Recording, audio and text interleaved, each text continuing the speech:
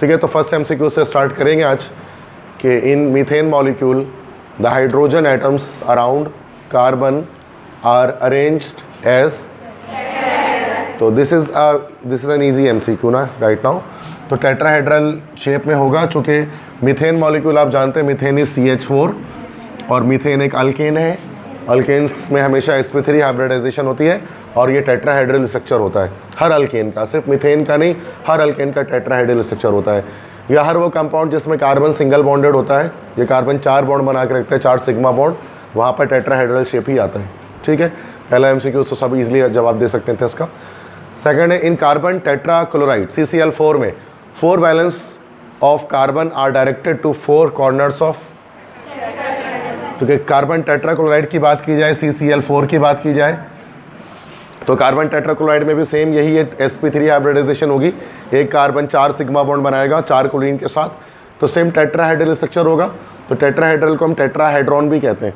तो उसके 4 corners of tetrahedron में 4 कार्बन की वैलेंसीज होंगी जिसमें वो 4 क्लोरीन से जुड़ा होगा। ठीक है, तो ये C option is the correct one. ठीक है, ये दोनों एमसीक्यू समझ में आ गए। ठीक है, ठीक है, नेक्स्ट। अब डिफिकल्टी स्लोली इंक्रीज होगी ना, आहिस्ता आहिस्ता करके। In alkene number of sp2 hybrid carbon atoms are how many. Alkene के अंदर कितने sp2 hybrid orbitals, hybrid carbon atoms होते हैं, ऑर्बिटल्स नहीं, 2 होते हैं। चूँकि अल्कीन इथीन मुराद ली जा रही है, ethene is CH2 double bond CH2। ठीक है ना। अब इसमें आपको पता है कि दोनों कार्बन एटम्स sp2 हाइब्रिडाइज होते हैं, जो कार्बन जब भी डबल बॉन्ड बनाता है तो sp2 हाइब्रिडाइजेशन करता है। ठीक है, तो यहाँ पर ये हमारे पास ये भी sp2 हाइब्रिडाइजेशन करेगा, ये भी sp2 हाइब्रिडाइजेशन करेगा। इसके बाद हमारे पास 2 sp2 हाइब्रिड कार्बन एटम्स यहाँ पर हमारे पास अवेलेबल होंगे, मौजूद होंगे। ठीक है, दोनों, चूँकि दोनों डबली बॉन्डेड है तो sp2 हो गया, तो इसका बी ऑप्शन करेक्ट है। नेक्स्ट है each carbon atom in benzene is in the state of hybridisation. Just benzene के अंदर कौन सी हाइब्रिडाइजेशन, sp2 हाइब्रिडाइजेशन। देखो सेम कॉन्सेप्ट वही डबल बॉन्ड वाला है, बेंजीन के अंदर सेम डबल बॉन्ड कॉन्सेप्ट है। हर कार्बन पे देख लो तो डबल बॉन्ड अटैच्ड है, हर कार्बन के साथ डबल बॉन्ड अटैच्ड है, तो हर कार्बन यहाँ पर sp2 हाइब्रिडाइज्ड है। तो तमाम बच्चों ने एक साथ जवाब दिया है, तो बिल्कुल करेक्ट है, बी ऑप्शन करेक्ट होगा, sp2 हाइब्रिडाइज्ड, कि हर कार्बन बेंजीन के अंदर sp2 हाइब्रिडाइज्ड होगा चूँकि डबली बॉन्डेड है। तो ये हाइब्रिडाइजेशन के कुछ कॉन्सेप्ट चल रहे हैं ऊपर में। ठीक है, तो सिंपल मैंने कॉन्सेप्ट आपको बताया कि सिंगल बॉन्ड में sp3, डबल बॉन्ड में sp2, ट्रिपल बॉन्ड में sp, ये याद रखना होता है और इसलिए आप एमसीक्यू जिसको सॉल्व कर सकते हैं। ठीक है, 4 एमसीक्यूज तक समझ में आ गया होगा यकीनन। नेक्स्ट है which of the following hybridisation has highest percentage of s character. ये केमिकल बॉन्डिंग से आ गया। यस, sp3, अच्छा S कितना, कौन सा S कैरेक्टर कह रहा, S कैरेक्टर सबसे ज़्यादा sp में होगा, क्योंकि sp3 में S कैरेक्टर कितना होगा, sp3 में देख लें 25% और p कैरेक्टर कितना होगा 75%, है ना। तो उसका तरीका आता है फॉर्मूला निकालने का, तो S के लिए तो 1 डिवाइड बाय 4 मल्टीप्लाई बाय 100 और ये 3 डिवाइड बाय 4 मल्टीप्लाई बाय 100। ठीक है, इस तरह निकल जाता है। sp2 में S कैरेक्टर कितना होता है 33.3% और p कैरेक्टर कितना होता है 66.66%, इस तरह से। और sp में कितना होता है S कंट्रीब्यूशन, S परसेंटेज 50% और p में भी कितना होता है 50%। ठीक है, तो 50-50%। तो यहाँ पर हमें जो हाईएस्ट परसेंटेज हमें बतानी थी, तो हाईएस्ट परसेंटेज हमारे पास S कैरेक्टर की sp के अंदर है। तो शुरू में ही आपने सही जवाब दे दिया था, तो ये वेल डन वाली बात है कि आपको पहले से ही पता था कि सर ये होने वाला है। और एक्सप्लेन मैं उसके लिए कर रहा हूँ जिसको नहीं पता था कि सर, ठीक है, वरना एक्सप्लेनेशन की नीड नहीं होती जिन बच्चों को आंसर पहले से पता था। The hybridisation present in C2H2, C2H2 इथाइन होता है, sp हाइब्रिडाइजेशन वेल डन, क्योंकि आपको पता है C2H2 में ट्रिपल बॉन्ड होगा। क्लियर है, तो सो फार इजी एमसीक्यूज ही आपको लग रहे होंगे। नेक्स्ट है what hybrid orbitals will form the following compounds. ठीक है, कौन से hybrid orbital in following compounds, ये जो कंपाउंड मौजूद है यहाँ पर, ये जो सिस्टम मौजूद है आपके सामने, इसके अंदर कौन सी हाइब्रिडाइजेशंस मौजूद होंगी। ABCD करके बोले आप मुझे, मेजॉरिटी बी कह रही है, मैं चेक कर लेता हूँ। ठीक है, बिना आंसर्स को देख, बिना ऑप्शंस को देखे हम चेक कर सकते हैं। सिंगल बॉन्ड तो sp3, डबल बॉन्ड तो sp, डबल बॉन्ड तो sp, सिंगल बॉन्ड तो sp3, सिंगल बॉन्ड तो sp3, सॉरी sp2 यस, तो sp2 और sp3 ये हो रहे हैं यहाँ पर, ठीक है। तो इसका ऑप्शन बी ऑप्शन सही कह रहे थे, वेल डन भाई, करेक्ट, ठीक है। इस तरह से हम चेक कर सकते हैं, सेम वही कॉन्सेप्ट चल रहा है, सिंगल बॉन्ड तो sp3, डबल बॉन्ड तो sp2, ट्रिपल बॉन्ड तो sp। अभी को नया कॉन्सेप्ट आएगा तो बताऊंगा। The compound in which carbon uses only it's sp2 hybrid orbital for bond formation. ये हमारे पास 4 कंपाउंड्स मौजूद हैं ए बी सी डी में। अब बताइए वो कौन सा कंपाउंड है जिसमें कार्बन, एक मिनट, इसको एक काम करें, ये रेजर हटा दो, रेजर हटा दो, ऊपर जाने दो उसको, हाँ ठीक है, कोई इशू नहीं, अब सही। हाँ अब बताएं कि वो कौन सा कंपाउंड है जिसमें कार्बन अपने सिर्फ sp2 है कि sp3 है? sp3 है, ओके। sp3 हाइब्रिड ऑर्बिटल इस्तेमाल करेगा बॉन्डिंग करने के लिए। 4 ऑप्शन अब सबको दिख रहे होंगे।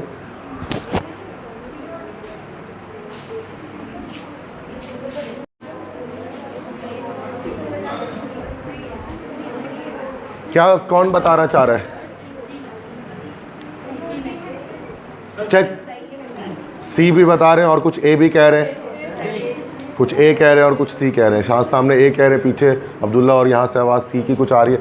देख लेते हैं, चेक करना पड़ेगा, रट्टा नहीं है, ये कॉन्सेप्ट है।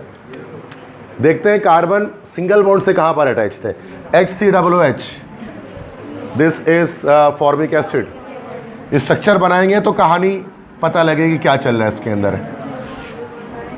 कार्बन यहाँ पर sp2 हाइब्रिडाइज्ड है, ये तो ऐसी कड़ी है।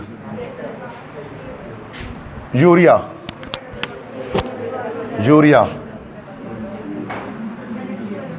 The first organic compound that was prepared by German chemist Friedrich Wohler, sp2 हट गया, that is tertiary butyl alcohol. Structure बना लेते हैं, कार्बन के साथ OH और इस कार्बन के साथ 3 जगह पर रेडिकल, टर्शरी ब्यूटाइल अल्कोहल हो गया ये हमारे पास। यहाँ पर देखें, तमाम कार्बन को चेक कर लें, सिंगल बॉन्डेड है सारे। This is the only in which carbon uses sp3 hybridisation. चौथा अगर आप देखोगे तो this is actually aldehyde, tertiary butyl. तो यहाँ पर देखो C डबल बॉन्ड CHO है ना, C double bond O, OH,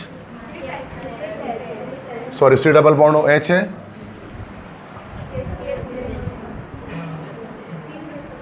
C3H3 के 3 तरह से। एक और कार्बन मिसिंग तो नहीं है यहाँ पर कहीं? एक कार्बन मिसिंग है ना यहाँ पर, एक कार्बन और आना चाहिए था यहाँ पर, तो जाकर फिर ये अगले 3 इस तरह से अटैच हो जाता। बट उसके बावजूद यहाँ पर हमें जो कि CHO बॉन्ड आ गया, एल्डिहाइड आ गया, तो एल्डिहाइड का तो मतलब भी यही है कि यहाँ पर sp2 हाइब्रिडाइजेशन होगी, चूँकि कार्बन डबल बॉन्ड ऑक्सीजन होता है।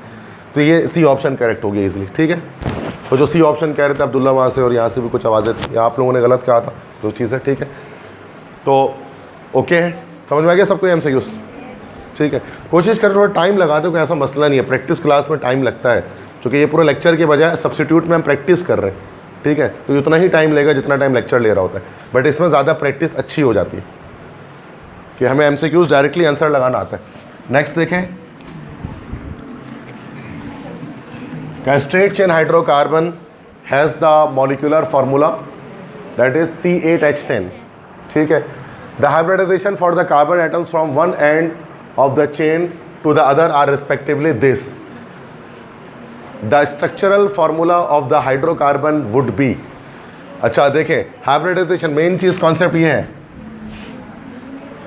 इस हाइब्रिडाइजेशन के लिहाज से इन चारों में से कौन सा स्ट्रक्चर पॉसिबल है, बड़ा सोचना पड़ेगा ध्यान से, जल्दी।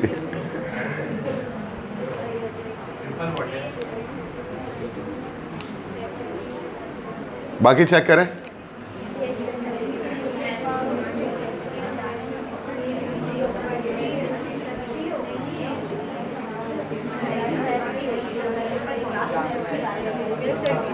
हाँ जी, डी कंफर्म है। चेक करते हैं डी को। पहला sp3 है, सही है। दूसरा sp2 है, ठीक है, तीसरा भी sp2 है, ठीक है, सिंगल बॉन्ड, sp3 है, अब तक सही जा रहा है, sp2 है सही है, sp2 है सही है, sp है सही है, sp है सही है, ठीक है, यस डी ऑप्शन करेक्ट। तो यहाँ लाइन से सीक्वेंसली कह रहे हैं कि इस हाइब्रिडाइजेशन पर कौन से स्ट्रक्चर्स हैं। सेम कॉन्सेप्ट चल रहा है, जहाँ ट्रिपल बॉन्ड लगा वहाँ पर sp, जहाँ डबल बॉन्ड लगा वहाँ sp2, जहाँ सिंगल बॉन्ड sp3, उसी लिहाज से MCQ सॉल्व हो गया, ठीक है। तो कितने मल्टीपल तरह से हाइब्रिडाइजेशन के क्वेश्चन पूछे जा सकते हैं, मतलब तो ये देखिए कितने अंदाज से पूछा जा रहा है सवाल को। कंफ्यूज हो जाते हैं बच्चे इतना बड़ा सवाल देकर के ये कैसे सॉल्व होगा, तो ये बड़ा आसान है। Which of the following has a bond formed by overlap of, थोड़ा सा प्रोजेक्टर इस तरफ कर ले, ज़रा वो आगे बढ़ रहा है, थोड़ा सा इधर, थोड़ा सा इस तरफ, बस सही। विच of the following has a bond formed by overlap of sp sp3 hybrid orbital. sp और sp3 की ओवरलैपिंग कहाँ पर हो रही होगी? ए में हो रही है, चेक कर लेते हैं, sp3 sp, यस ठीक है। यहाँ पर देखें sp3 हाइब्रिडाइज्ड कार्बन, ये sp हाइब्रिडाइज्ड कार्बन, तो sp3 और sp की ओवरलैपिंग यहाँ ए में ही यहाँ पर आपके पास दिख रही है। पहला ऑप्शन ही करेक्ट होगी आपके पास, बाकी में नहीं हो रही होगी, मैं कर नहीं रहा बट नहीं हो रही होगी, ठीक है। तो आप खुद ही घर पे मैं स्लाइड्स दे दूंगा, आप चेक कर लेना बाकियों को भी, ठीक है।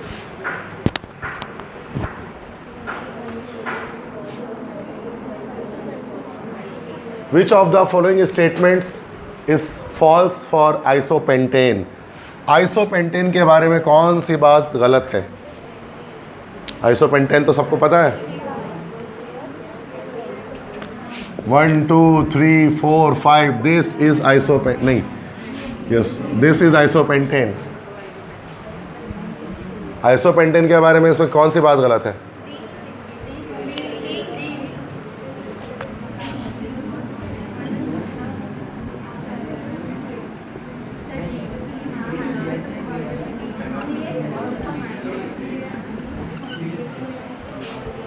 इट हैज़ 3 CH3 ग्रुप्स, बात सही है, ये तो नहीं हो सकता।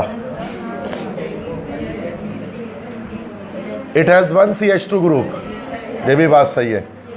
इट हैज़ 1 CH ग्रुप, ये भी बात सही है। It has a carbon which is not bonded to hydrogen, हाँ। Which of the following statement is false? It has a carbon which is not, नहीं, इसके पास एक कार्बन है which is bonded to hydrogen, ठीक है, तो ये बात फॉल्स है, तो डी ऑप्शन करेक्ट होगी। तो इसके पास एक कार्बन मौजूद है जो कि बॉन्डेड हाइड्रोजन के साथ है, ठीक है। तो यहाँ पर इस तरह से हमने आइसोपेंटेन का स्ट्रक्चर बनाया।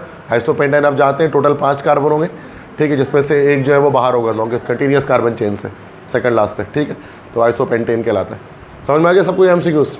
तो ये ट्रिकी था, ये बड़े इंटरेस्टिंग MCQs होते हैं ना, उसको सॉल्व करने में आपके कॉन्सेप्ट बड़े क्लियर कट हो जाते हैं, और बड़े पक्के कॉन्सेप्ट बना देते हैं इस तरह के MCQs ना, कि चीज़ें क्लियर होती हैं, मतलब एप्लीकेशंस हैं, ये जो चीज़ आपने पढ़ी है ना उनकी एप्लीकेशंस हैं। The number of sigma bonds in, अच्छा ये ओ जाइलिन आ गया, ये जिन्होंने एकेडमिक्स में भी पढ़ा हुआ है, तो जाइलिन किसे कहते हैं? 2 CH3 ग्रुप अटैच्ड हो जाए तो ना, देखो दिस इज बेंजीन,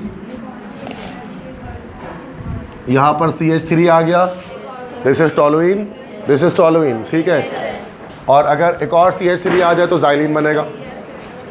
अब अगर ऑर्थो पर इस ये और चाहिए ऑर्थो पोजीशन होती है, this is Meta position, this is para position, ठीक है। अगर यहाँ पर अगर हम CH3 लगा दें तो दिस इज ऑर्थोजाइलिन, है ना, this will be oxylene, dimethyl benzene भी कह सकते हैं, ठीक है, एक ही बात है। इसमें कितने सिग्मा बॉन्ड्स हैं कौन बताएगा? चेक करें टोटल सिग्मा बॉन्ड पूरे सिस्टम में कितना सिग्मा बॉन्ड है?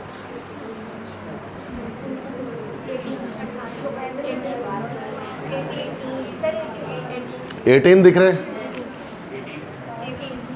देखते हैं, चेक करते हैं। अच्छा, हर जगह पर हाइड्रोजन भी एक है, ठीक है।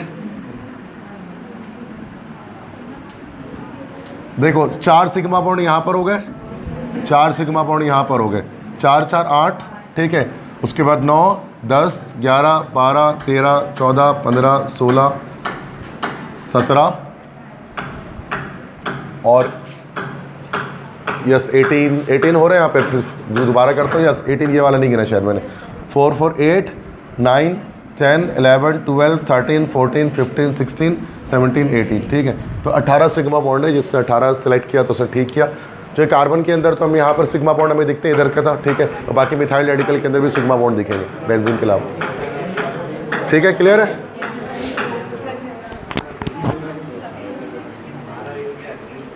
तो ऐसा ऐसा डिफिकल्टी पड़ेगी, ठीक है।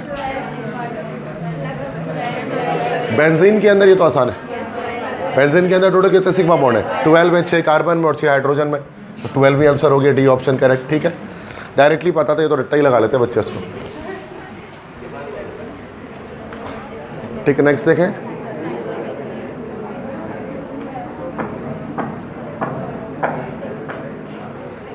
The number of sp3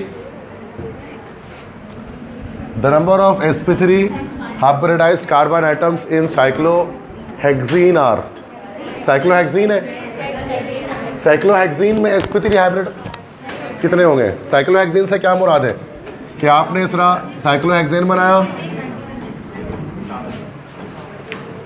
sp3 hybrid carbon atoms कितने होंगे? अब्दुल्ला कह रहे हैं 4, बाकी और कोई चेक कर लेते हैं, नहीं समझ में आ रहा तो। sp3 single bond, sp3 single bond carbon, sp3 single bond carbon, sp3 double bond carbon, sp2 double bond carbon, sp2। तो clearly you can see here there are 4 sp3 hybrid orbital. So yes, Abdullah was right in that, fourth में, ठीक है। तो 4 इसके अंदर हमारे पास sp3 हैं, 2 sp2 हैं। हाँ, साइक्लोहेक्सेन अगर कहते हैं ना तो वो 6 के 6 sp3 हो जाता है, सही है। और अगर ठीक है, समझ गया बात मेरी। अच्छा, अगर बेंजीन लिखा होता, बेंजीन में कितने sp3 हाइब्रिड ऑर्बिटल है? बेंजीन में sp3 कार्बन एक भी नहीं है, 0 है, सारे sp2 हैं, तो कहाँ से sp3 आएगा? The number of pi bonds in 3 hexyne 1 in, 3 hexyne और 1 इन, ऐसे ही समझ में आ जाएगा ये, ठीक है। बिल्कुल ऐसे डायरेक्ट कैसे समझ में आ सकता है ये हमारे पास? देखो, एक ट्रिपल बॉन्ड है और एक डबल बॉन्ड है। ट्रिपल बॉन्ड में 2 पाई बॉन्ड होते हैं और उसमें 1 पाई बॉन्ड होता है, तो दोनों को ऐड कर दो तो हमारे पास 2 और 1 3 पाई बॉन्ड होंगे। डायरेक्टली आंसर आ जाएगा उसका 3। ये स्ट्रक्चर बना के भी आ सकता है, बट इतना लंबा करने की जरूरत नहीं है उसको, डायरेक्टली हमें पता लग जाएगा कि ट्रिपल बॉन्ड हेक्साइन है ना, तो वाई एन ही आ रहा है, तो ट्रिपल बॉन्ड है, और हेक्सीन है डबल बॉन्ड आ रहा है, तो डबल, तो 1 पाई बॉन्ड उसके अंदर होगा। समझ आ गई बात? क्योंकि एक आपको पता है ना कि एक ट्रिपल बॉन्ड के अंदर 1 सिग्मा और 2 पाई होता है, जबकि एक डबल बॉन्ड के अंदर 1 सिग्मा और 1 पाई होता है, ठीक है। इस तरह से हम देखते हैं उसको। क्लियर है? Select the molecule which way has only 1 pi bond. एक ऐसा मॉलिक्यूल बताए जिसमें सिर्फ 1 पाई बॉन्ड है, बस सिर्फ 1 पाई बॉन्ड है पूरे मॉलिक्यूल में, 1 से ज़्यादा नहीं होना चाहिए। सोचिए सोचिए,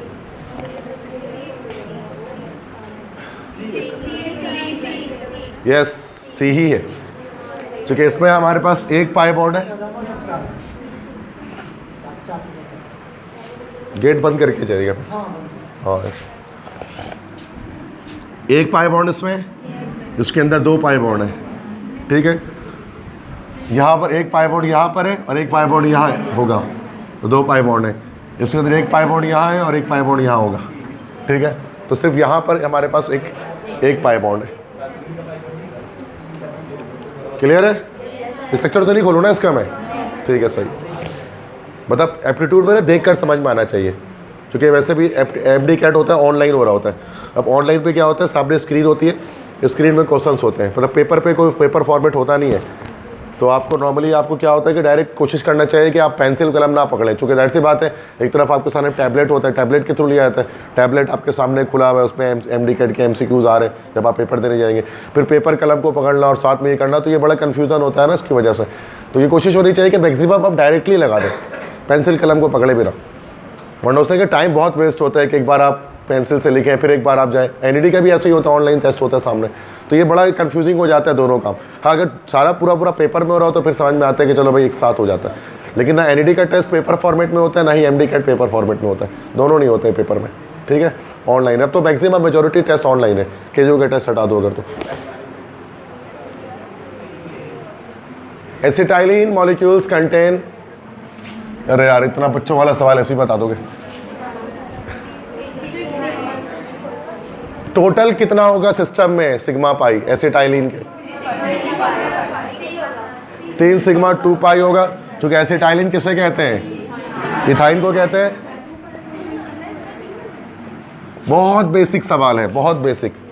sigma sigma sigma pi pi, ठीक है। तो 3 सिग्मा 2 पाई, तो सी ऑप्शन करेक्ट है। बहुत बेसिक, ठीक है। Number of pi bonds in this,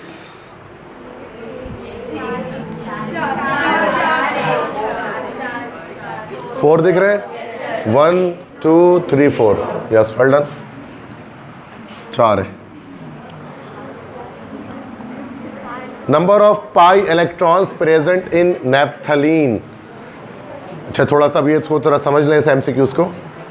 जिसको नैप्थलीन नहीं पता उसको मैं नैप्थलीन का आइडिया पेश कर देता हूँ। 2 बेंजीन रिंग एक साथ अटैच होते हैं नैप्थलीन के अंदर, एक बेंजीन रिंग ये रहा और एक बेंजीन ये रहा, ठीक है। This is called naphthalene. अच्छा इसमें ये तो अभी एक साइक्लोहेक्सेन बना, अब रिंग्स बना देते हैं उसके अंदर, ठीक है। रिंग्स बना दिए जाते हैं उसके अंदर, ठीक है। तो यहाँ पर हमारे पास अब आप देखें इसमें दिस इज कॉल्ड नैप्थलीन। इसको नैप्थलीन कहते हैं, पॉलीसाइक्लिक कंपाउंड है। नैप्थलीन बॉल्स जो होते हैं हमारे पास, ठीक है। इसमें हमें पाई इलेक्ट्रॉन्स बताने कितने हैं? Yes, pi electrons, pi bond नहीं बताने, पाई इलेक्ट्रॉन्स, ठीक है। पाई बॉन्ड तो 1 2 3 4 5 है, और इलेक्ट्रॉन्स के लिए क्या करेंगे? एक बॉन्ड 2 इलेक्ट्रॉन से बनता है, तो पाई इलेक्ट्रॉन 10 हो गए। सी ऑप्शन करेक्ट, समझ गए। तो उसके लिए बस आपको नैप्थलीन पता होना चाहिए था। This specific is naphthalene. Naphthalene एक पॉलीसाइक्लिक कंपाउंड है।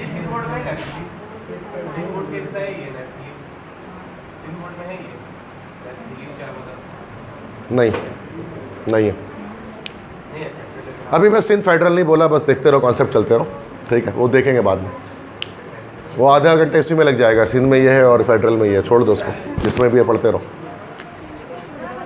अच्छा नैप्थलीन, अच्छा एक और, अगर नैप्थलीन के अलावा एंथ्रासीन भी कह सकते हैं। अगर आपसे देखो, अब इसके मल्टीपल तरीके क्या होते हैं रिएक्शन पूछने के, आपसे पूछ लेंगे भाई नंबर ऑफ एंथ्रासीन के अंदर बताइए, तो ये हमारे पास एंथ्रासीन इस तरह से होता है। This specific is called anthracene. तो एंथ्रासीन में कितने हो जाएंगे?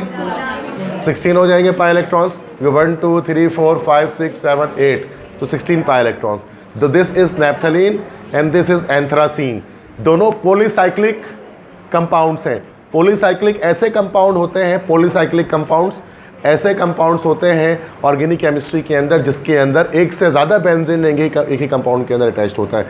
मोस्ट फेमस इसमें नैप्थलीन है, और उसके अलावा लेस फेमस एंथ्रासीन है। और इसी नैप्थलीन का एक और बेसिक कंपाउंड होता है, OH जब इस पर लगाते हैं नैप्थॉल कहलाता है, वो अल्फा नैप्थॉल, ठीक है। तो वो आगे डिस्कस करेंगे उसको। तो ये तो 2 MCQs हो गए हमारे पास, ठीक।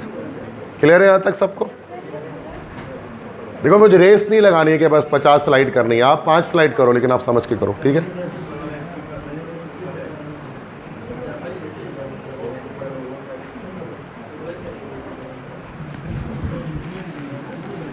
बाकी जो बच्चे न्यू स्टूडेंट्स हैं जो इस तरह से, या जो फर्स्ट क्लास ले रहे हैं, सेकंड ले रहे हैं, थर्ड ले रहे हैं, जो भी है, ठीक है। तो यहाँ पर चूँकि मैं इसको लेक्चर रिकॉर्डेड लेक्चर फॉर्मेट में कर रहा हूँ, ठीक है। तो इसमें आपको ये चीज़ें आपको अवेलेबल हो सकती हैं ईजिली, ठीक है। यूट्यूब के थ्रू भी हो सकती हैं, बाकी स्लाइड्स भी मैं आपको दे दूँगा। तो वो कोई ऐसा मसला नहीं। अगर कोई चीज़ फास्ट निकले ना, मैं समझा तो सब रहा हूँ, लेकिन क्या पता कि इस वक्त आपको वो चीज़ समझ में रहा है जो चीज़ अभी मैं समझाना चाह रहा हूँ। घर पर आ जाती है लेकिन समटाइम्स, तो आप घर पर जब आप लेक्चर व्यू करोगे तो उस वक्त समझ में आ जाएगा, या कभी नहीं आया तो खोल के देख लिया सर ने इस वक्त क्या बात बोली थी, ठीक है। ईजिली हो जाएगा। इन द रिएक्शन, थोड़ा सा डिफिकल्ट MCQ है, इसको चेक करें। एक रिएक्शन है ये रहा, the hybridisation states of carbon atom 1 2 3 4, first second third fourth. Hybridisation बताएं इन चारों कार्बन में लाइन से, सही से देख रहे हैं, सही से, भले 1 मिनट लगाएं इसमें, नो इशू।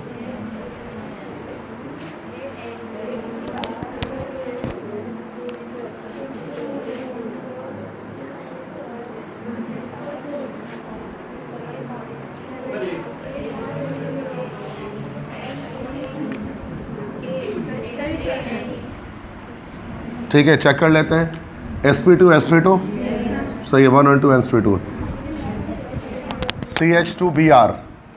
इसका मतलब यहाँ पर, अच्छा नहीं पूरा कंप्लीट है ना, यस सिंगल बॉन्ड ही है, CH2Br का मतलब ये हमारे पास इस तरह से स्ट्रक्चर बना हुआ है, ठीक है, इस तरह से स्ट्रक्चर बना हुआ है CH2Br में, ठीक है। तो दोनों ही हमारे पास sp3 हाइब्रिडाइज्ड है, तो 1 and 2 sp2 है, 3 और 4 sp3 है। यस ठीक है, ए ऑप्शन करेक्ट है। तो बस इसमें हाइब्रिडाइजेशन ही चेक करनी थी रिएक्शन के अंदर। क्लियर है ये वाला excuse. In which of the compounds given below is there more than one kind of hybridization for carbon. इन चारों में से किस कंपाउंड के अंदर एक से ज़्यादा तरह की हाइब्रिडाइजेशन हो रही है? ऑप्शंस ये नहीं है, ऑप्शंस ये हैं ABCD। इसके लिहाज से देखना इस तरह के MCQs भी आते हैं। ये 4 कंपाउंड दिए गए, कौन से ऐसे कंपाउंड हैं जिसमें हमारे पास एक से ज़्यादा तरह की हाइब्रिडाइजेशन हो रही है? मतलब 2 तरह की, मिसाल के तौर पे क्या ABCD बस ये बोलेंगे आप आंसर में? सी ऑप्शन कहना चाह रहे, तो let's have a look over it, either it is correct और नॉट। ये सारे हमारे पास sp3 एक ही तरह की है, छोड़ दो, 2 तरह के आ गए इसके अंदर, sp3 भी आ गया और sp2, तो ये तो एक है sp2 है, sp2 है, sp2 कट गया ये, ठीक है। sp सिर्फ सेकंड कंपाउंड वो है, अच्छा थर्ड, एक minute let me check it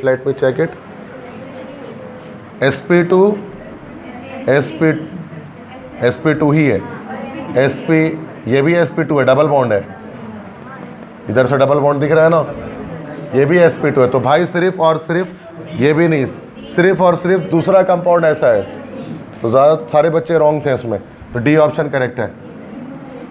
this is incorrect. यहाँ पर तो आप डबल बॉन्ड कराएंगे ना, एक तरफ सिंगल नहीं देखना है, डबल आ गया किसी भी कार्बन पर तो sp2 ही है, भले वो राइट है लेफ्ट है कहीं पे भी है। अब आप ऐसे तो यहाँ से देखोगे तो इस कार्बन को यहाँ से देखोगे तो sp3, यहाँ से देखोगे तो sp2, तो हम हमेशा डबल बॉन्ड देख रहे होते हैं। ऐसा हर कंपाउंड में ऐसे ही होता है, दोनों तरफ डबल बॉन्ड थोड़ी ना आएगा, एक ही तरफ आता है ना। तो यहाँ पर सिर्फ सेकंड है जिसके अंदर आपको sp3 भी दिख रही है हाइब्रिडाइजेशन, sp2 भी दिख रही है। यहाँ पर देख लो, this is sp3, this is sp2, this is sp2 and this is again sp3, ठीक है। क्लियर है?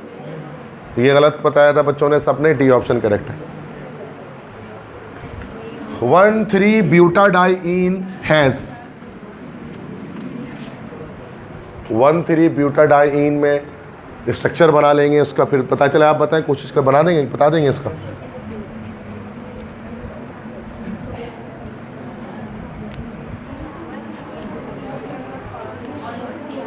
वन 3-ब्यूटाडाइईन,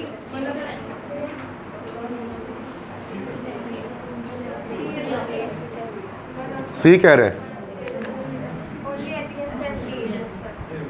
देख लेते हैं। 1,3-ब्यूटाडाइईन, टोटल 4 कार्बन ब्यूटाडाइईन में, 1 पर और 3 पर डबल बॉन्ड, sp2, ये C option correct, only sp2 hybridise carbon atom, ठीक है। तो सिर्फ sp2 हाइब्रिडाइज होंगे, चारों sp2 हाइब्रिडाइज होंगे, तो सब में डबल बॉन्ड अटैच है। क्लियर है? तो मसला तो नहीं है।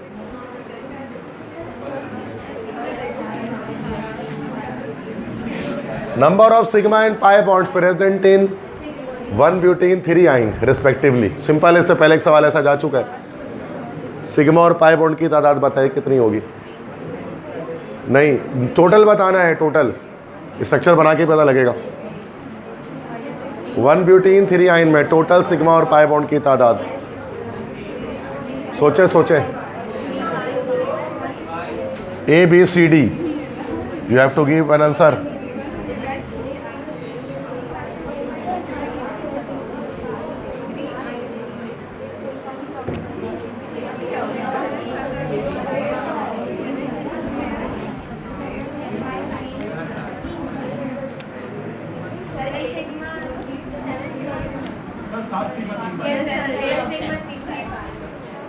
सेवन सिग्मा 3 पाई,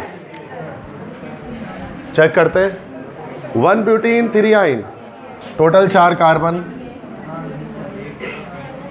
फर्स्ट पर डबल बॉन्ड, 1 2 3 पर ट्रिपल बॉन्ड। अब हाइड्रोजन जोड़ देते हैं, वो ज़रूरी है, सिग्मा बॉन्ड चुके वो बनाएगा। क्लियर। अब चेक कर लेते हैं नंबर। पाई बॉन्ड तो चलो 100% पाई, पहले सिग्मा पाई दोनों देख लेते हैं। सिग्मा देख लेते हैं 1 2 3 4 5 6 7, तो 7 सिग्मा बॉन्ड है। Pi bond 1 pi bond, 2 pi bond, 3 pi bond, तो 7 सिग्मा बॉन्ड है और 3 पाई बॉन्ड है। ये ऑप्शन करेक्ट है। समझ में कैसे निकाला मैंने इसका आंसर? ठीक है भाई, देखो सेकंड ईयर के हवाले से करें, कोई कैलकुलेटर की रिक्वायरमेंट नहीं है, सिर्फ दिमाग चलना चाहिए इंसान का।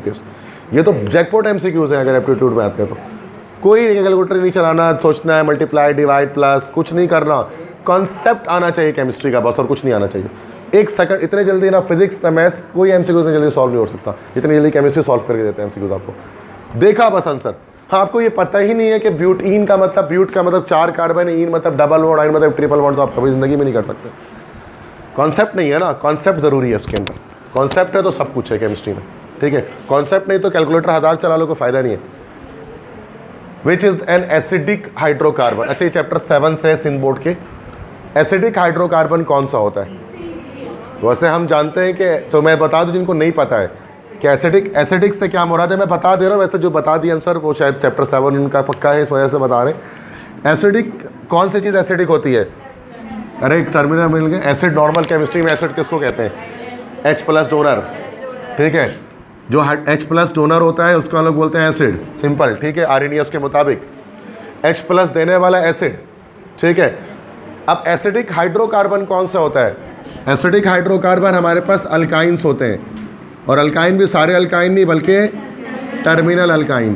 टर्मिनल अल्काइन वो अल्काइंस होते हैं जिनके किनारों पर ट्रिपल बॉन्ड की अटैचमेंट होती है, कोने पर ट्रिपल बॉन्ड की अटैचमेंट होती है। फर्स्ट कार्बन के साथ ट्रिपल बॉन्ड की अटैचमेंट होती है। तो भाई देखो, ये तो ऐसे ही कट गया, अल्काइन है ही नहीं। ये भी कट गया, अल्काइन है ही नहीं। अब बी और सी में कंपटीशन चल रहा है। क्या ये टर्मिनल अल्काइन है? नहीं, नॉन टर्मिनल अल्काइन है, कट गया। क्या ये टर्मिनल अल्काइन है? तो सी ऑप्शन है। This is propyne sorry. तो ये प्रोपाइन हमारे पास एक एसिडिक हाइड्रोकार्बन है। जब इसका रिएक्शन करेंगे ना मेटल के साथ, सोडियम के साथ, या सिल्वर नाइट्रेट के साथ, या कॉपर क्लोराइड के साथ, तो क्या करेगा? ये बॉन्ड तोड़ देगा यहाँ से अपना, ये सोडियम अटैक कर देगा यहाँ पे। ऐसे ही होता है ना, H+ बाहर आ जाएगा।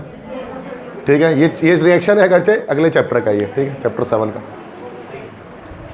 क्लियर पढ़ा हुआ है ना, ये याद है कॉन्सेप्ट से? ठीक है, चल रहे आगे।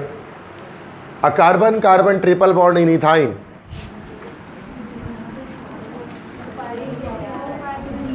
कंसिस्ट ऑफ, बड़ा इथाइन में, एक minute, a carbon carbon triple bond, हाँ सिर्फ कह रहे हैं ट्रिपल बॉन्ड में। इथाइन में ट्रिपल बॉन्ड के अंदर क्या होता है? तो ट्रिपल बॉन्ड में क्या होता है? एक सिग्मा और 2 पाई होता है। सिर्फ कार्बन कार्बन ट्रिपल बॉन्ड में, पूरे इथाइन में नहीं पूछ रहे हैं। पिछला सवाल किया था वो एसिटाइलिन या इथाइन में पूछा था, और यहाँ पूछ रहे हैं कि कार्बन कार्बन जो ट्रिपल बॉन्ड है इसके अंदर बताइए कितना सिग्मा और पाई है। तो उसमें 1 सिग्मा और 2 पाई है। ठीक है, तो उसका सी ऑप्शन करेक्ट है। पूरे का नहीं बता देना है, सवाल सही से पढ़ना होता है। ठीक है, टोलुइन हैज कितना सिग्मा पाई टोलुइन में, मिथाइल बेंजीन के अंदर?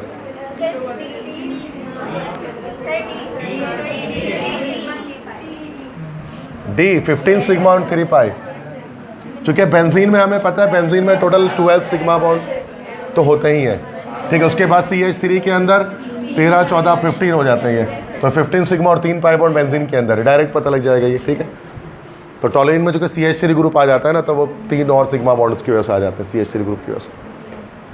अच्छा देखो, कुछ स्टूडेंट्स यहाँ पर हैं जो न्यू स्टूडेंट्स है, खास तौर पे मैं उनसे रिक्वेस्ट करता हूँ कि वो लाजमी कोऑर्डिनेट करें अगर कोई कन्फ्यूजन है तो। चूँकि यहाँ बड़े मतलब कि ये तो ये बड़ी शानदार बात है कि दोनों कैंपसेस के, रहमत चौक कैंपस है, इमाम कॉलोनी कैंपस है, उनके काफ़ी क्रीम और अच्छे स्टूडेंट्स यहाँ पर इस वक्त बैठे हुए हैं, जिनकी परसेंटेजेस फर्स्ट टाइम में भी बड़ी माशाल्लाह से शानदार हैं। तो अब इसकी वजह से क्या होता है कि वो बड़े रैपिड है, और पढ़ाया भी मैंने उनको है ऑर्गेनिक खास तौर पे, तो अच्छे खासे कॉन्सेप्ट बनाकर बैठे हुए हैं। तो आप इंटिमिडेट ना हो जाए उनको देखकर, और आप क्वेश्चंस मतलब ना कि भाई उनको आ रहे हैं तो हमें भी आना चाहिए, तो ऐसा नहीं है। हर स्टूडेंट एक जैसा नहीं होता, अगर आपको नहीं आता तो आप लाजमी आंसर करें। अब मैं उन बच्चों का भी मुंह नहीं बंद करवा सकता जो बार बार, जो अच्छी बात है ना सवाल का जवाब दे रहा हूँ, मैं क्या मुंह बंद कराऊंगा, बेटा तुम नहीं बोलो तुम्हारी वजह से बाकी को मसला हो रहा है। तो ज़रूरी है कि ये होता है हर क्लास में ना, अगर आपको नहीं आ रहा तो आप अपना पर्सनल प्रॉब्लम आप डायरेक्ट मुझसे पूछें, ठीक है, डायरेक्ट आप मुझसे पूछें। ये नहीं सोचें कि भाई ये वो 10 बच्चे तो धड़ाधड़ अब्दुल्ला बोले जा रहे हैं, या सामने से यहाँ से बच्चे बोले जा रहे हैं, यहाँ से भी कुछ बच्चे हैं 3-4 ऐसे जो सेकंड में नहीं लग रहा आंसर दे रहे हैं। मतलब थोड़ा सा टाइम लगना चाहिए ना, ताकि लगे हाँ भाई ये चीज़ है। तो वो इस वजह से कि उनके कॉन्सेप्ट अच्छे बने हुए हैं, और माशाल्लाह अच्छी बात है, अल्लाह और बेहतर कॉन्सेप्ट बनाए ऐसे बच्चों का, ठीक है, होना भी चाहिए वैसे ही। मैं वैसे ही बच्चे पसंद भी करता हूँ, लेकिन कोशिश करें कि बाकी बच्चे जिनको नहीं क्लियर है ना वो आस्क करें लाजमी, ठीक है। मैं रुकता नहीं हूँ, सिंपल सी बात है, मैंने वीडियो ऑन कर दिया, मैं रुकूंगा नहीं, अब मैं चलता जाऊँगा, ठीक है। तो आपको रुकना है मुझे, मैं रुक जाऊँगा फ़ौरन से, ठीक है। और मैं अप्रिशिएट करूँगा हमेशा आपके सवाल को। अच्छा, which of the following hybridisation is known as trigonal hybridisation? तो छोड़ो, sp3 को क्या बोलेंगे फिर इस सवाल से? टेट्राहेड्रल हाइब्रिडाइजेशन, तो ये नहीं होगा। sp को क्या बोलेंगे? लीनियर हाइब्रिडाइजेशन, ये होगा ट्राइगोनल प्लेनर शेप होता है। इसको क्या बोलेंगे कोई? अब देखते हैं, ऐसा ही पढ़ा ही नहीं है मैंने, देखता हूँ कि क्या होता है। sp2d,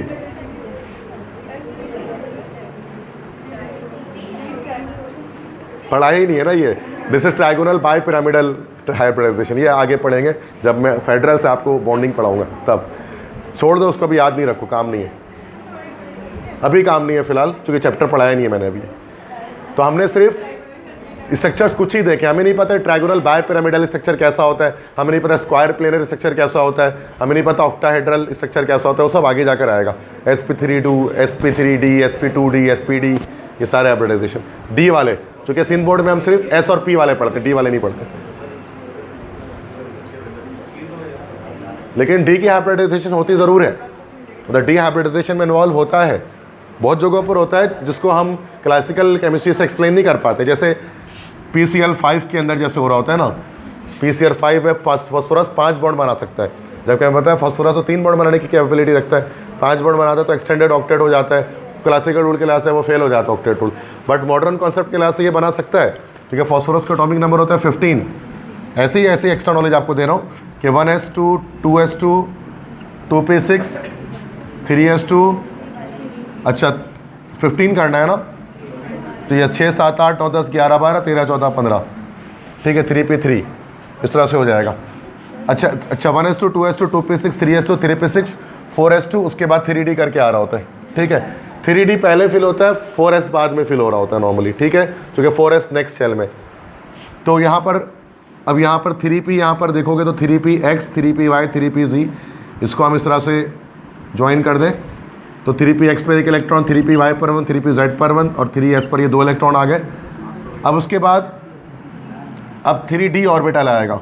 3d के बहुत सारे होते हैं, 3d उसके पे xy होता है, 3d yz होता है, 3d zx होता है, 3d x² माइनस y² होता है, 3d z² होता है। 3d के 5 ऑर्बिटल्स हमारे पास अवेलेबल होते हैं।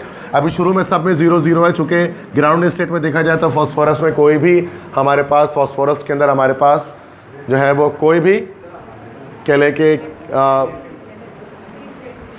मतलब एक्साइटेड स्टेट में इलेक्ट्रॉन अभी नहीं है, ठीक है। ये तो काट दें यहाँ से, ऐसे एक्स्ट्रा नॉलेज दे रहा हूँ, समझ में आ गया तो अच्छी बात है। ये सॉरी 3, अब यहाँ पर क्या होगा कि 3s एक इलेक्ट्रॉन जंप मारेगा 3d xy पर, ठीक है। तो यहाँ पर देखो 1 2 3 4 5 बॉन्ड बनाने की फिजिबिलिटी बन गई। This is hybridisation excited state में। अब ना ये sp3 है, ना ये sp2 है, ना ये sp है, अब ये sp3 और d, अब ये sp3d हाइब्रिडाइजेशन है, ठीक है। तो ये अलग इस तरह की हाइब्रिडाइजेशन भी अकर होती हैं और कंपाउंड्स बनते हैं, इसकी वजह से पॉसिबिलिटी होती है। जैसे PCl5 को क्लासिकल रूल एक्सप्लेन करते ही नहीं है, चूँकि एक्सटेंडेड ऑक्टेट जाता है, इसका 10 इलेक्ट्रॉन आ जाता है लास्ट सेल में, तो 10 इलेक्ट्रॉन पे कैसे स्टेबिलिटी है, तो उसको ये मॉडर्न कॉन्सेप्ट हम एक्सप्लेन करते हैं कि 5 अनपेयर्ड आ रहे हैं तो वो पेयरिंग करके बॉन्डिंग कर सकते हैं, सिंपल। और क्या बात समझ में आ गई? ऐसे ही बता रहा था, ये मुश्किल कॉन्सेप्ट है थोड़ा।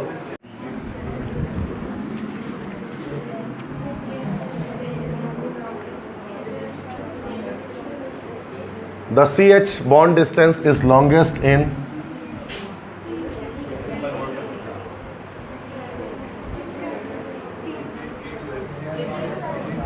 बॉन्ड डिस्टेंस या बॉन्ड लेंथ, चलो मैं बता दे रहा हूँ अगर आपको टाइम लग रहा है तो। बस सिंपल बात याद रखिएगा, एक होता है carbon carbon single bond, carbon carbon double bond और carbon carbon triple bond. Yes, carbon hydrogen bond distance, हाँ ये चीज़ भी है, कार्बन हाइड्रोजन बॉन्ड डिस्टेंस है, कार्बन कार्बन बॉन्ड डिस्टेंस नहीं है। C2H2, C2H4, C2H6, C6H6। Longest bond distance carbon hydrogen किस में होना चाहिए? कौन, क्या आंसर बता रहे हैं हम? रीजंस के साथ बताना पड़ेगा, ठीक है। कौन सा है? सी। मतलब यहाँ पर असल में कार्बन हाइड्रोजन बॉन्ड है, कार्बन कार्बन बॉन्ड नहीं है। कार्बन कार्बन बॉन्ड होता तो सिंपल हो जाता।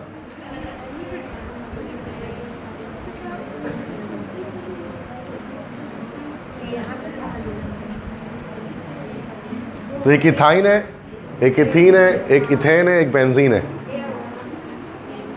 रीजन? यस,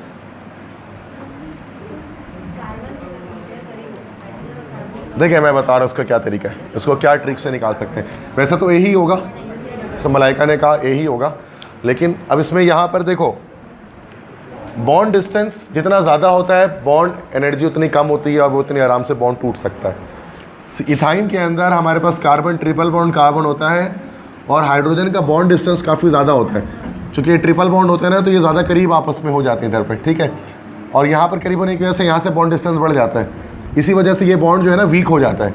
और वीक होने की वजह से क्या होता है कि यहाँ से ये बॉन्ड ब्रेक होकर एसिडिक हाइड्रोजन बाहर आ जाता है दोनों तरफ से। यही वजह होती है। दैट्स हम कह सकते हैं कि लॉन्गेस्ट बॉन्ड डिस्टेंस जो है वो यहाँ पर इथाइन के अंदर है, कार्बन कार्बन ट्रिपल बॉन्ड में, क्योंकि यहाँ पर इसके पास एसिडिक हाइड्रोजन होता है जो आराम से लॉस हो सकता है, ठीक है। ये इसका कॉन्सेप्ट है। कार्बन कार्बन बोलते हैं तो फिर वो सिंपल इस लिहाज से हो जाता है, ठीक है। In which of the following species is the underline carbon having sp3 hybridization? कौन से स्पीशीज के अंदर अंडरलाइन कार्बन एटम में sp3 हाइब्रिडाइजेशन अकर होगी? इसमें इसमें क्या हो गया? यहाँ पर बताओ, sp2 होगी क्योंकि डबल बॉन्ड होगा, कट गया ये। यहाँ पर sp3 होगी, ये सही होगा, सिंगल बॉन्ड है। ये कीटोन बना हुआ है, sp2 होगी, कट गया। डबल बॉन्ड है, sp2 होगी, कट गया। sp3 सिर्फ बी में होगी अंडरलाइन कार्बन के अंदर। समझ में आया सबको? The HCH bond angle in methane, methane के अंदर बॉन्ड एंगल क्या होता है? 109.5 होता है, 0.28 भी कहते हैं कुछ, उसको एक ही बात है। 109 डिग्री और 28 मिनट्स, ये इसका हमारे पास बॉन्ड लेंथ है। एक्सप्लेन कर देता हूँ इसको एक्सप्लेन कर देता हूँ, ठीक है। This is acetic acid. देखो एक्सप्लेन करने के बाद स्ट्रक्चर खोल लेता हूँ, एक्सप्लेन तो खुद ही हो जाएगा। अंडरलाइन कार्बन, ये वाला कार्बन sp2 है, इथाइल अल्कोहल,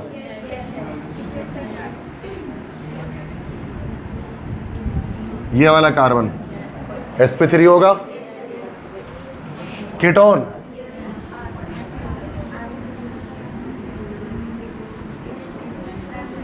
sp2 है। प्रोपीन यहाँ तो डायरेक्ट दिख रहा है, ये कार्बन दोनों क्या है? sp2। तो हमें sp3 बताना था, समझ गए? ये तो हो गया ना 109.5 डिग्री। ये तो रट्टा है यार, इसको क्या करोगे? ये डी लेकिन आपको थोड़ी नहीं, तो रट्टा लगा होता है ये, मतलब कोई तरीका नहीं है उसको निकालने का फॉर्मूले से, बस ये है, इतना ही होता है। द शेप ऑफ इथाइलाइन मॉलिक्यूल, इथाइलाइन के मॉलिक्यूल का शेप कैसा होता है भाई? इथाइलाइन मतलब इथीन, sp2 हाइब्रिडाइजेशन, तो trigonal planar structure. Acetylene molecule has carbon in, very simple यार, sp हाइब्रिडाइजेशन, क्लियर है, कोई मसला नहीं। In graphite carbon atom is in dash state, graphite में हर कार्बन एटम की हाइब्रिडाइजेशन कितनी होती है? sp2 होती है। वजह क्या है? ग्रेफाइट में हर कार्बन एटम अगले 3 कार्बन एटम से ज्वाइन होता है हेक्सागोनल रिंग की सूरत में, ऐसे ही होता है ना भाई। तो आप देख सकते हैं यहाँ पर कि 3 सिग्मा बॉन्ड बना होता है हर कार्बन के साथ, हर कार्बन 3 सिग्मा बॉन्ड बना रहा होता है ग्रेफाइट में इस तरह से हेक्सागोनल लेयर चलती है पूरी ग्रेफाइट की, तो इसमें sp2 हाइब्रिडाइज होता है हर कार्बन एटम ग्रेफाइट के अंदर, ठीक है।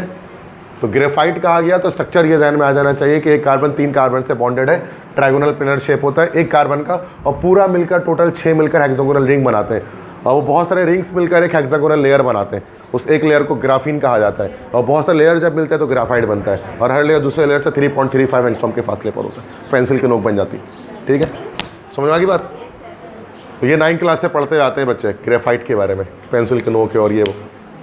Hybridisation state of carbon in diamond, diamond में आपको पता है टेट्राहेड्रल होता है, एक कार्बन अगले चारों कार्बन से जुड़ जाता है, तभी तो फ्री इलेक्ट्रॉन नहीं होते हैं, तभी इंसुलेटर भी होता है डायमंड, करंट पास नहीं होता है इससे। तो कार्बन की स्टेट हाइब्रिडाइजेशन की क्या हो जाएगी, चूंकि 4 सिग्मा है तो sp3, तो ग्रेफाइट में कार्बन sp2 होता है, डायमंड में sp3 होता है। अच्छा, एक चीज़ ये कि चलो वो बाद में बात करेंगे, अभी बिला वाला उस पर नहीं फंसा रहा, छोड़ दो, ठीक है। यहाँ तक समझ में आ गया ना ये? Which of the following is more acidic, बड़ा सिंपल है, अभी बताया टॉपिक एसिडिटी का। यस, पहली बात तो अल्काइन हो गया एसिडिक, और टर्मिनल अल्काइन होगा। डिस्टिंग्विश टेस्ट भी करते हैं ना सिंध बोर्ड में, distinguish test between 1 butyne and 2 butyne, acidic character test किया जाता है उसमें, ठीक है। मतलब सही बात है। चलो, कुछ बच्चों तो ऐसा लगता है कि ऑर्गेनिक को गोल के पी चुके हैं तावीज़ बना के उसको, मतलब अच्छी बात है, ऐसे कॉन्सेप्ट होने चाहिए, पेपर में कॉन्फिडेंस आता है, सिंध बोर्ड में भी और एप्टीट्यूड के अंदर भी, कि ऑर्गेनिक का तो पोर्शन छोड़ना ही नहीं है, कुछ भी आ जाए, जबकि ऑर्गेनिक मुश्किल सब्जेक्ट है, आसान नहीं है। Which is the most acidic of the following, बड़ा एसिटाइलिन, सिंपल है, तो इथाइन होगी, ठीक है, क्योंकि एथाइन ही एसिडिक नेचर रखते हैं हाइड्रोकार्बन्स के अंदर, ठीक है। Which of the following is the polar compound, बहुत जल्दी कर रहे हो, इतना भी जल्दी नहीं करो, बेवकूफ़ो क्या कर रहे हो तुम लोग, इतनी गलती, बड़ी गलती, इतनी बड़ी गलती दुनिया में कौन करता है यार। इथेन हो गया, अल्केन हो गया, ये CCl4 कार्बन टेट, ये तो वैसे अल्कीन्स अल्काइन सारे ही नॉन पोलर होते हैं, तो ये तो ऐसे ही कट गया, ये भी कट गया, दोनों अल्केन हो गया। CCl4 carbon tetrachloride symmetrical molecule है, सिमेट्रिकल मॉलिक्यूल है, तो ऐसे ही कट गया भाई, ठीक है। सिमेट्रिकल मॉलिक्यूल सारे नॉन पोलर होते हैं, डायपोल मोमेंट 0 होता है इनका। बच गया सिर्फ HCl, हेट्रोडायटोमिक। हेट्रोडायटोमिक जो भी मॉलिक्यूल होता है वो हमें पता है कि वो पोलर ही होते हैं, प्लस माइनस आता है ना इसके ऊपर, polar covalent bonding, 9th class का कॉन्सेप्ट है ये, ठीक है। HCl पोलर कोवेलेंट बॉन्ड बनाता है, हेट्रोडायटोमिक है। डायटोमिक को तो आराम से देख के पहचान जाते हैं कि अलग अलग आइटम से मिलकर बना हुआ है तो पोलर है, सेम आइटम से मिलकर बना H2Cl2 O2N2 तो फिर नॉन पोलर है ना। वो भी मैं बॉन्डिंग पढ़ा नहीं रहा, बट मैं चार्ट बना देता पोलरिटी का, या किसी बच्चे के जहन में होगा डायटोमिक में क्या होता है, पोलियोटोमिक में क्या होता है ना, ठीक है। क्लियर है यहाँ तक? क्योंकि मैं फिजिकल केमिस्ट्री में जाना नहीं चाहता, ऑर्गेनिक से शिफ्ट करके ना, फिजिकल में जाऊँगा तो अलग दुनिया है वो, फिर उस पर घुल मिल जाएंगे, तो वहाँ नहीं जाना है। अभी मैं कोशिश कर रहा हूँ ऑर्गेनिक पे ही रहूँ, फिजिकल की तरफ ना जाऊँ, फर्स्ट ईयर की फिर केमिस्ट्री नहीं स्टार्ट कर रहा मैं, तो अगर मैं डिटेल बनाना शुरू कर दूँ ना, और polar non polar dipole movement पूरा फर्स्ट ईयर आ जाएगा फिर वो। All bonds in benzene are equal due to, benzene के सारे बॉन्ड लेंथ बराबर होते हैं। यस, बेंजीन के अंदर खास बात होती है resonance, rotation of pi bond, जिसकी वजह से उसके सारे बॉन्ड लेंथ इक्वल होते हैं, तो कैक्यूल एक्सप्लेन नहीं कर सका था रेजोनेंस की वजह से। बेंजीन इज अनरिएक्टिव, बेंजीन क्यों रिएक्शन नहीं देता? Because D option, pi electrons are delocalised. Delocalise मतलब पाई बॉन्ड उसकी रोटेशन में होते हैं, जिसकी वजह से वो स्टेबल हो जाता है, और स्टेबिलिटी ज़्यादा होती है जिसकी वजह से अनरिएक्टिव हो जाता है, रिएक्टिविटी ज़्यादा नहीं देता और सैचुरेटेड हो जाता है, ठीक है। ये सब चैप्टर 7 में पढ़ा है हमने। Credit for the ring structure of benzene goes to, yes, German chemist Augustus Kekule, उसको जाएगा हमारे पास, ठीक है। सबसे पहला रिंग स्ट्रक्चर कैक्यूल ने बनाया था, बेयर ने बाद में बनाया था आर्मस्ट्रॉन्ग के साथ, Armstrong Baeyer centric formula. Faraday ने तो बेंजीन को डिस्कवर किया था, और वोलर का काम बेंजीन में कुछ नहीं था, यूरिया डिस्कवर किया था उसने, ठीक है। विच amongst the following is the most stable carbocation, अच्छा ये तो जिसने ये जिसने अल्काइल हैलाइड पढ़ा हुआ है, अगर टॉपिक वैसे मैंने सिर्फ देखा जाए तो आई थिंक इमाम कॉलोनी कैंपस में भी नहीं पढ़ा है, गर्ल्स बॉयज़ कहीं पे भी, और रहमत चौक पे भी मैंने अभी यहाँ पर इस कैंपस में गर्ल्स में नहीं पढ़ा है, बॉयज़ में सिर्फ पढ़ा है। अब्दुल्ला जवाब देंगे सिर्फ, बोलो कौन सा? डी, बी कह रहे हो? यस ठीक है, सही जवाब दे रहे हो। मैं बता दे रहा हूँ बाकी बच्चों को कि किस तरह से ये मोस्ट स्टेबल कार्बोकेटाइन क्या है, कैसे एक्सप्लेन कर देता हूँ सभी को, तमाम कैंपस के बच्चे ताकि समझ सके कि विच amongst the following is the most stable carbocation. Carbocation किसे कहेंगे? सिंध बोर्ड में जिसको कार्बोनियम कहा जाता है, सारी दुनिया उसको कार्बोकेटाइन बोलती है, ठीक है। पॉजिटिव कार्बन पे जब प्लस चार्ज आता है उसको कार्बोकेटाइन कहते हैं। अब कार्बोकेटाइन की स्टेबिलिटी देखनी है, ठीक है, तो याद रखना है कि कार्बोकेटाइन में सबसे ज़्यादा टर्शरी ज़्यादा स्टेबल होता है सेकेंडरी से, और सेकेंडरी ज़्यादा स्टेबल होता है प्राइमरी से, या 3 डिग्री ज़्यादा स्टेबल होता है 2 डिग्री से, 2 डिग्री ज़्यादा स्टेबल होता है 1 डिग्री से। वजह क्या होती है, रीज़न क्या होती है?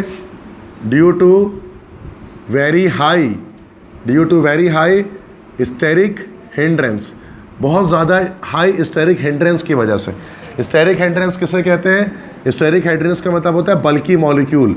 अगर कोई बल्की मॉलिक्यूल कार्बन पॉजिटिव के साथ अटैच हो जाता है तो क्या करता है? रिएक्टिविटी डाउन कर देता है, चूँकि वो आने वाले नए किसी ग्रुप को रोकता है और इसको स्टेबल बना देता है कार्बोकेटाइन को। अब यहाँ पर देखें ज़रा, चेक करते हैं, अब ज़रा ऑप्शंस में आते हैं। मोस्ट स्टेबल कार्बोकेटाइन कहा जा रहा है तो कितना 3 डिग्री होगा, जो 3 डिग्री होगा। तो यहाँ देखो, दिस इज अल्फा कार्बन, अगर आप इसको मानो तो दो तरफ ये 2 डिग्री है, ये 3 डिग्री है, यही होना चाहिए। ये 1 डिग्री है तो सिर्फ एक तरफ है, ठीक है, ये भी नहीं हुआ 1 डिग्री, और ये भी एक ही तरफ है तो दिस इज आल्सो 1 डिग्री। अब इसके क्यों है? चूँकि अब यहाँ पर देखो स्टेबल क्यों है ये, बिकॉज यहाँ पर आप देख सकते हैं कि इसके चारों तरफ बड़े मॉलिक्यूल्स यहाँ पर मौजूद हैं, CH3। अब क्या होगा, यहाँ से कोई अटैक अगर करना चाहेगा ना कोई मॉलिक्यूल, तो अटैक करने नहीं देगा। ये जो मिथाइल रेडिकल्स है ना, ये बॉडी गार्ड बन के बैठे होंगे C+ आयन के ऊपर। जो कार्बन प्लस चार्ज है ना, जिस जो अटैकिंग साइट है जहाँ पर अटैक करेगा कोई चीज़ आकर, तो वो जो मिथाइल रेडिकल है बॉडी गार्ड बन के बैठे हुए हैं, इसी को स्टेरिक हिंड्रेंस कहा जाता है। तो इस पर अटैकिंग नहीं होती, इसलिए आराम से स्टेबिलिटी इसलिए सबसे ज़्यादा इसकी होती है, और जो ज़्यादा स्टेबल होगा वो लेस रिएक्टिव होगा। इसको हम पढ़ेंगे जब चैप्टर 8 में जाकर ना, वो उसमें अल्काइल हैलाइड्स के अंदर, तो वहाँ SN1 SN2 मैकेनिज्म के अंदर ये चीज़ आएगी, ठीक है, कि ये मैकेनिज्म अलग अलग करता है। बस समझ में ये वाला सवाल। कार्बोकेटाइन सबसे स्टेबल कौन सा है? 3 डिग्री। या टर्शरी कार्बोकेटाइन जो होगा, टर्शरी मतलब B। क्लियर है यहाँ तक? यस। बल्की मॉलिक्यूल दोबारा बता दो। बल्की का मतलब होता है बड़े, मोटा ताज़ा होता है ना, कोई बड़ा मोटा ताज़ा इंसान है, बोलते हैं he is a bulky fellow. बल्की का मतलब होता है मतलब मोटा ताज़ा, मतलब भारी भरकम, दैट इज़ बल्की। बल्की मास जिसका होता है। तो बल्की मॉलिक्यूल मतलब बड़े मॉलिक्यूल। एक होता है छोटे मॉलिक्यूल से मुराद हमारी हाइड्रोजन। हाइड्रोजन बस जो है ना हमारे पास वो एक छोटा एटम है, बल्कि मॉलिक्यूल भी नहीं है। इसके अलावा बाकी जो होता है ना वो बल्की मॉलिक्यूल्स होता है, अगर कोई मॉलिक्यूल आ जाए तो। अब यहाँ पर देखो, एक साइड पे यहाँ पर हाइड्रोजन होगा, यहाँ पर 3 साइड पे हाइड्रोजन है, यहाँ पर भी आप देख सकते हो 2 तरफ हाइड्रोजन की अटैचमेंट है। बस यहाँ पर है कि कार्बन के साथ, कार्बन प्लस के साथ हाइड्रोजन नहीं बल्कि पूरा मिथाइल रेडिकल अटैच्ड है। तो ये बल्की मॉलिक्यूल्स अटैच्ड है। ये बल्की मॉलिक्यूल्स क्या करते हैं? इस कार्बोकेटाइन को स्टेबल करते हैं ताकि इसमें रिएक्टिविटी नहीं हो सके। जबकि यहाँ पर एक तरफ से तो अटैक हो सकता है ना, क्योंकि यहाँ पर जो छोटा एटम जहाँ इस 2 तरफ से नहीं हो सकता, वहाँ तीनों तरफ से नहीं हो सकता अटैक। क्लियर है भाई?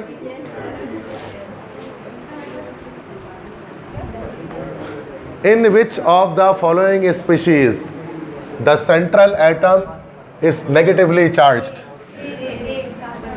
किसमें कार्बन एटम नेगेटिवली चार्ज होता है? Carb A9. Yes, carb A9 के अंदर, कार्बन के अंदर नेगेटिव चार्ज होता है, और कार्बोनियम के अंदर क्या होता है? पॉजिटिव। कार्बोकेटाइन इसी को तो कहते हैं plus charge. Free radical 0 charge, कोई चार्ज नहीं होता, ठीक है। Which of the following is an electrophile? Reason बताना पड़ेगा। SO3 क्यों इलेक्ट्रोफाइल है? वो तो है, क्यों है? इलेक्ट्रोफाइल किसे कहते हैं? Electron lover. Electron loving species are called electrophile in chemistry, organic chemistry में। अब इलेक्ट्रॉन लवर कौन होगा? जिसको इलेक्ट्रॉन की जरूरत होगी, जो इलेक्ट्रॉन देने के बजाय जो है ना, इलेक्ट्रॉन लेने पर जो है ना वो प्रीफर करेगा, तरजीह देगा। जिसके पास लोन पेयर ऑफ इलेक्ट्रॉन मौजूद नहीं होंगे। सिंपल इस तरह से आप कह लो। यहाँ देखो H2O निक्लोफाइल हो गई हमारे पास, ठीक है। लोन पेयर ऑफ इलेक्ट्रॉन है इसके पास, ये भी निक्लोफाइल होगा, लोन पेयर ऑफ इलेक्ट्रॉन है इसके पास, निक्लोफाइल होगा ये। अब SO3 का स्ट्रक्चर बनाता हूँ, सल्फर ट्राईऑक्साइड गैस का। सेंट्रल एटम में देखते लोन पेयर है कि नहीं है, ठीक है। 1 2 3 4 सल्फर का 6 लास्ट सेल में इलेक्ट्रॉन होते हैं उसके, ठीक है। अब ऑक्सीजन ऑक्सीजन ऑक्सीजन ऑक्सीजन के लास्ट सेल में 6 इलेक्ट्रॉन 6 इलेक्ट्रॉन 6 इलेक्ट्रॉन, ठीक है। डबल बॉन्ड इधर पर, डबल बॉन्ड इधर पर, सल्फर का ऑक्टेट कंप्लीट, बल्कि ज़्यादा ही हो गया। अब सही है। अब देखो ज़रा, ये दोनों पेयर इसके साथ वन साइडेड शेयरिंग हो जाएगी कोऑर्डिनेट कोवैलेंट बॉन्ड के थ्रू, और ये दोनों पेयर इसके साथ वन साइडेड शेयरिंग हो जाएगी कोऑर्डिनेट कोवैलेंट बॉन्ड के थ्रू। सल्फर का ऑक्टेट कंप्लीट, 4 जो 6 और 2 8, ठीक है। सारे ऑक्सीजन के ऑक्टेट भी कंप्लीट हो गए, मॉलिक्यूल स्टेबल हो गया, मॉलिक्यूल बन गया SO3 का, सल्फर ट्राईऑक्साइड का। अब सेंट्रल एटम ये रहा सल्फर, क्या इसके पास कोई लोन पेयर ऑफ इलेक्ट्रॉन बचा है? नहीं बचा है ना, लोन पेयर ऑफ इलेक्ट्रॉन नहीं है। इसका मतलब अब ये इलेक्ट्रॉन देने की सलाहियत नहीं करता, इलेक्ट्रॉन लेने की सलाहियत रखता है। तो दैट्स वाई इसको हम कह सकते हैं ये इलेक्ट्रोफाइल है। SO3 यहाँ पर इसलिए आंसर हुआ, तभी हम इसको एज इलेक्ट्रोफाइल इस्तेमाल करें सल्फोनेशन ऑफ बेंजीन में। इलेक्ट्रोफिलिक सब्स्टिट्यूशन रिएक्शन जब हम करते हैं बेंजीन की, उसमें इस्तेमाल करते हैं। इन सबको इस्तेमाल नहीं कर सकते। ये सारी न्यूक्लियोफाइल्स हैं जो अल्काइल हैलाइड्स के अंदर हम इस्तेमाल कर लेंगे, ठीक है। जैसे जब ट्रेट अल्काइल हैलाइड पढ़ा है उसको आइडिया होगा, वरना आगे पढ़ेंगे। एप्टीट्यूड में तो पढ़ा नहीं है, अभी सिंध बोर्ड में पढ़ा है। क्लियर है ये सबको? The presence of chlorine atom on benzene ring makes the second substituent enter at a position। अगर बेंजीन रिंग पर Cl एटम अटैच हो जाए तो जो सेकंड इलेक्ट्रोफाइल आएगा वो कहाँ पर अटैक करेगा? इसके लिए जिसने ये, वैसे मैंने एप्टीट्यूड में नहीं पढ़ाया, फिर ये बात है क्या हो,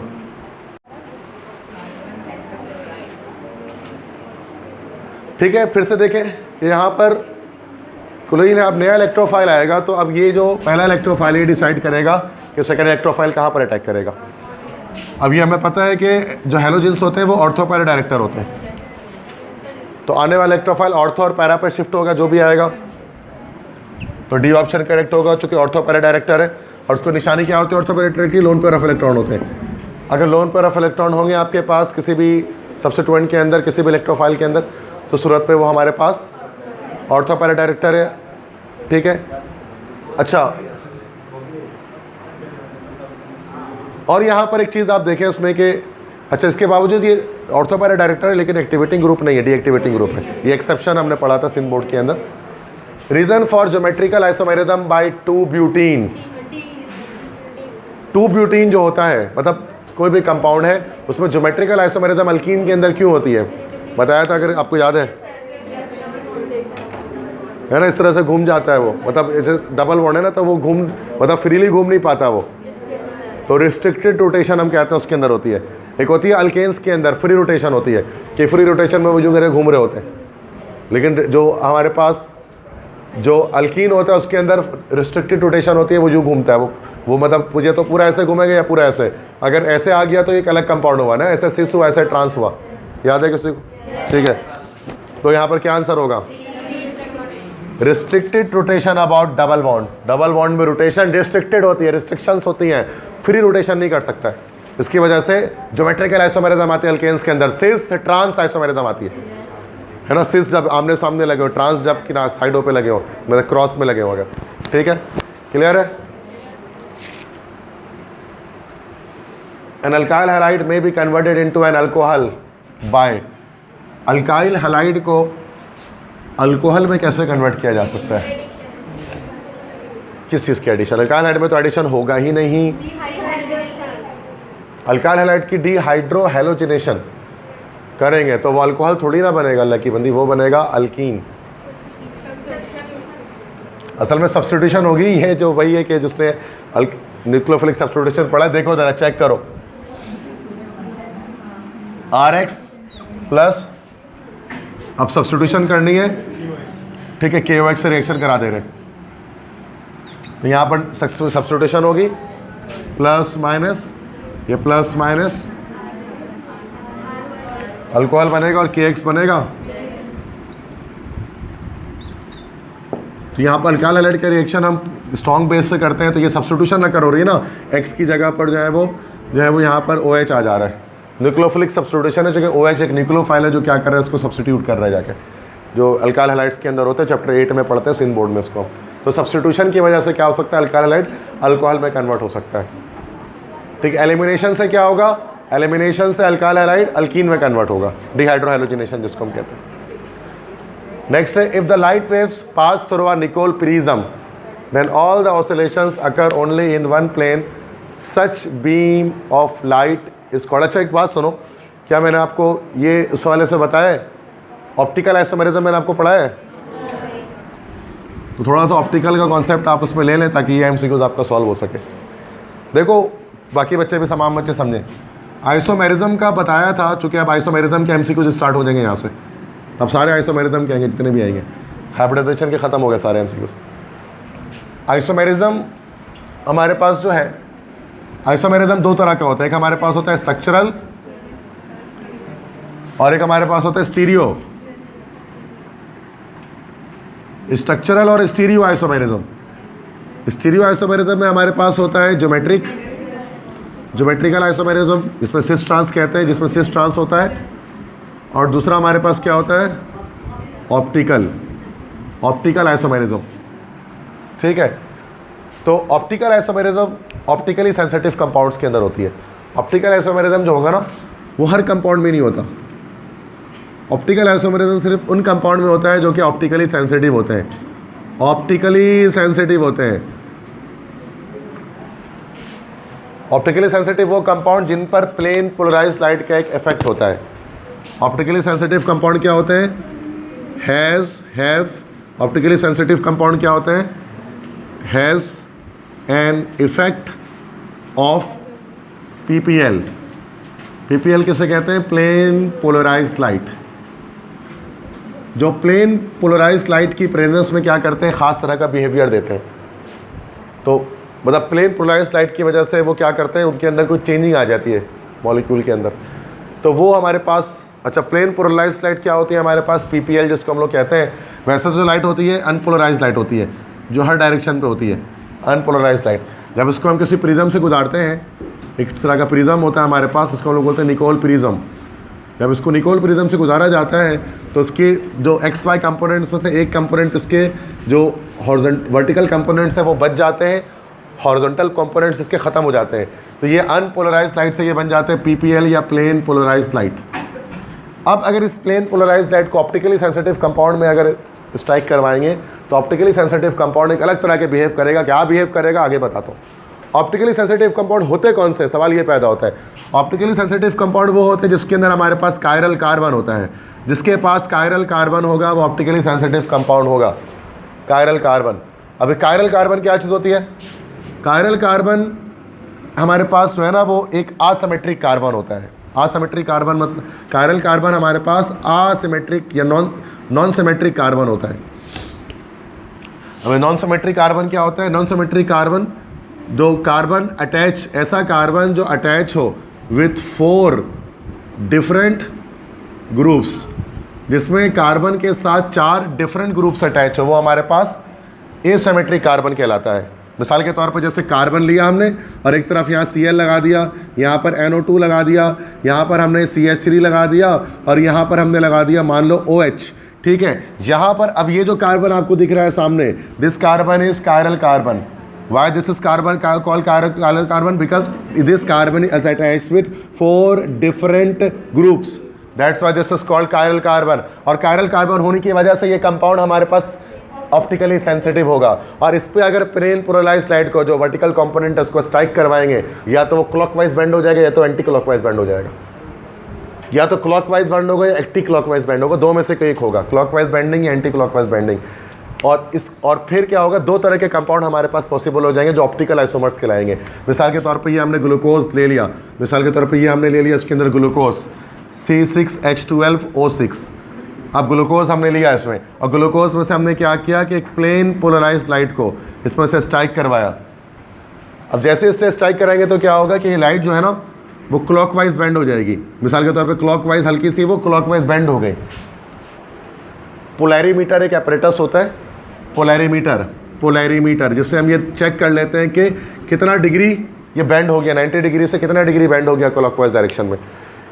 अगर ये क्लॉकवाइज डायरेक्शन में बेंड हो जाए तो हम उसको कह देंगे कि ये जो कंपाउंड हमारे पास यहाँ पर है this is called glucose D, ये डी ग्लूकोज, इसको हम ग्लूकोज डी करेंगे। डी से मुराद क्या है यहाँ पर? डी से मुराद है dextro rotatory. Dextro rotatory compound क्या होता है? वो कंपाउंड जो प्लेन पोलराइज्ड लाइट को क्लॉकवाइज डायरेक्शन में मूव करवा दे। अब एक और कंपाउंड चेक करो, सेम ऐसे ही हमने एक और हमने लिया ग्लूकोज, सेम C6H12O6 लिया, समझो तमाम स्टूडेंट्स, ठीक है। यहाँ से प्लेन पोलराइज्ड लाइट को गुजारा इससे गुजारने पर अभी उल्टा घूम गया, anticlockwise plane polarised light. अब ये कंपाउंड अलग हो गया। अब ये दोनों आइसोमर एक दूसरे के, सेम फार्मूला है लेकिन दोनों की प्रॉपर्टीज अलग अलग है। अब this is not glucose D, this is glucose L, ये एल ग्लूकोज कहते हैं। एल ग्लूकोज में एल से मुराद क्या है? एल से मुराद है लेवो रोटेटरी वो कंपाउंड होगा जो प्लेन पोलराइज्ड लाइट को एंटी क्लॉकवाइज डायरेक्शन में मूव करवाएगा। तो glucose D and glucose L R optical isomers of each other. अच्छा, जब हम इसका स्ट्रक्चर बनाएंगे ग्लूकोज डी का तो उसके अंदर हमें कायरल कार्बन मिलेगा, बट ये अभी का टॉपिक नहीं है। अभी हम सिर्फ मैं ये बताना चाह रहा हूँ कि ये एमसीक्यूज जो आने वाले हैं उसको हम कैसे सॉल्व करने वाले हैं, ठीक है। तो मैंने कुछ इन्फॉर्मेशन आपको, बेसिक इन्फॉर्मेशन मैंने आपको 2-3 मिनट में दे दी है किसकी भी, ऑप्टिकल आइसोमर्स की। ऑप्टिकल आइसोमर्स क्या होते हैं? तो ऑप्टिकल आइसोमर्स जो ऑप्टिकली सेंसिटिव होते हैं और उनमें प्लेन पोलराइज गुजारने पर या तो वो क्लॉकवाइज बेंड करवाते हैं, एंटी क्लॉकवाइज, दोनों की प्रॉपर्टीज अलग अलग होती हैं। सवाल है कि if the light waves pass through a Nicol prism, then all the oscillations occur only in one plane. Such beam of light is called non-polarized, plane polarized light, optical light. जब हम किसी अनपोलराइज्ड लाइट को, जो normal sunlight होती है, जब हम इसको निकोल प्रिज्म से पास करते हैं, निकोल प्रिज्म में खास किस्म का प्रिज्म होता है, तो वो क्या करता है, इसके हॉरिजॉन्टल कंपोनेंट्स को रोक के सिर्फ वर्टिकल कंपोनेंट्स को, एक ऑसिलेशन को जाने देता है। तो ये जो लाइट होती है इसको हम लोग बोलते हैं plane polarised light, PPL। B option correct होगा इसका। तो ये थोड़ा समझना था वरना आप नहीं बता पाते इसका आंसर कि क्या था, क्योंकि आपने पढ़ा नहीं ऑप्टिकल आइसोमर। ऑप्टिकल आइसोमर तो हमारा नेक्स्ट चैप्टर के अंदर है डिटेल में, ठीक है। तो अभी मैंने जैसे आपको हॉर्न हो दिया है थोड़ा बहुत, ठीक है, उसको लिखना है, उसको लिख लें। अच्छा चार्ज भी लो हुआ।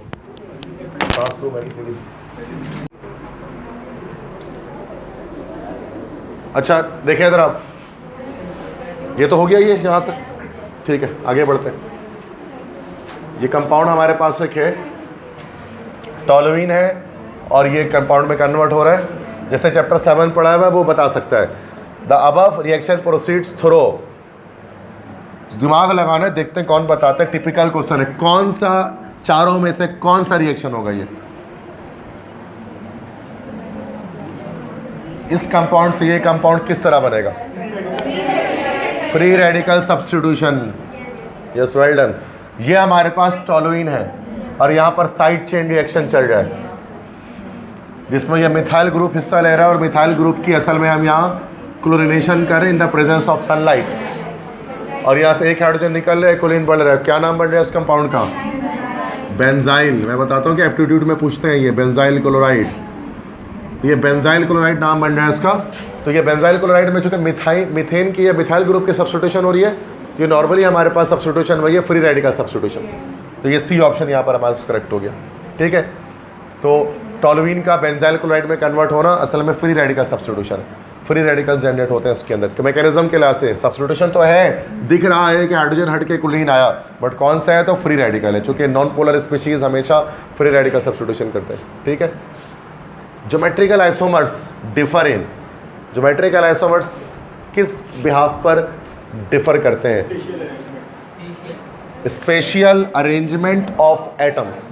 स्पेशल अरेंजमेंट ऑफ एटम्स के स्पेस में जो अरेंजमेंट होती है ना एटम्स की, वो डिफरेंट होती है, एक सिस में होती है, एक ट्रांस में होती है। इसको स्पेशियल अरेंजमेंट कहते हैं। तो स्पेशल अरेंजमेंट के अंदर ये डिफरेंस करते हैं ज्योमेट्रिकल आइसोमर्स। स्पेस के अंदर क्योंकि स्ट्रक्चर भी सेम होता है, फॉर्मूला भी सेम होता है, बट स्पेशल अरेंजमेंट जो होती है ना एटम्स की, वो डिफरेंट होती है। एक में सिस स्ट्रक्चर होता है, एक में ट्रांस होता है, दैट्स वाई। तो ये सी ऑप्शन इसका करेक्ट होगा। The most common type of reaction in aromatic compounds, benzene मतलब एरोमेटिक कंपाउंड के सबसे फर्स्ट मशहूर रिएक्शन कौन सी होती है? यस, इलेक्ट्रोफिलिक सब्स्टिट्यूशन रिएक्शन, वो सबसे फेमस रिएक्शन करते हैं, है ना।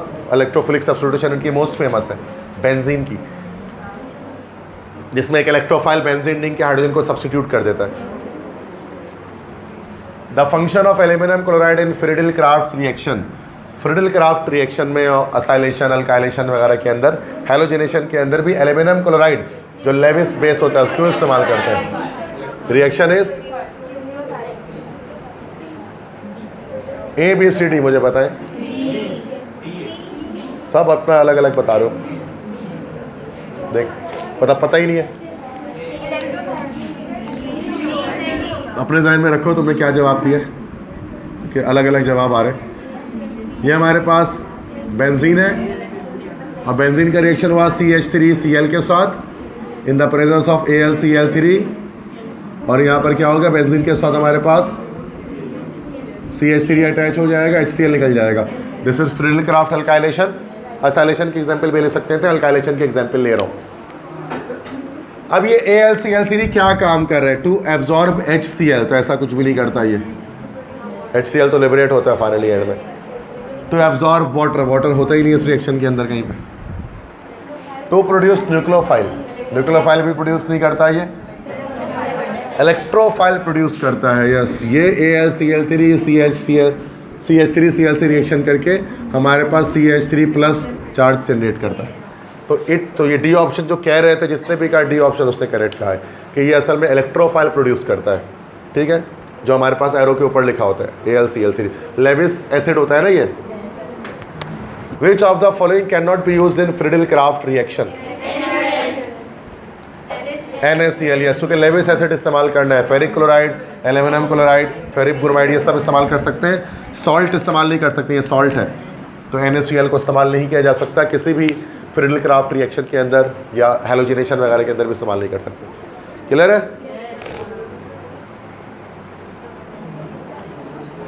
तो अच्छी बात है, आप इतने सारे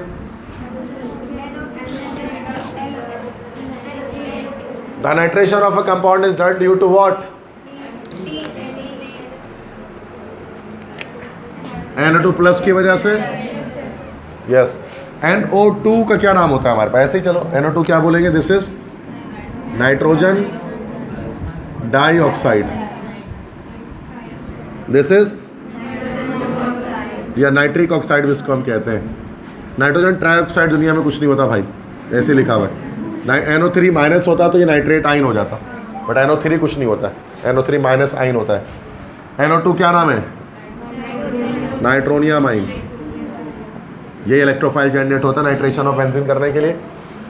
अच्छा, इसमें से NO2 एक स्पेशल है, NO2 की स्पेशलिटी ऑड इलेक्ट्रॉन स्पीशीज है ना ये।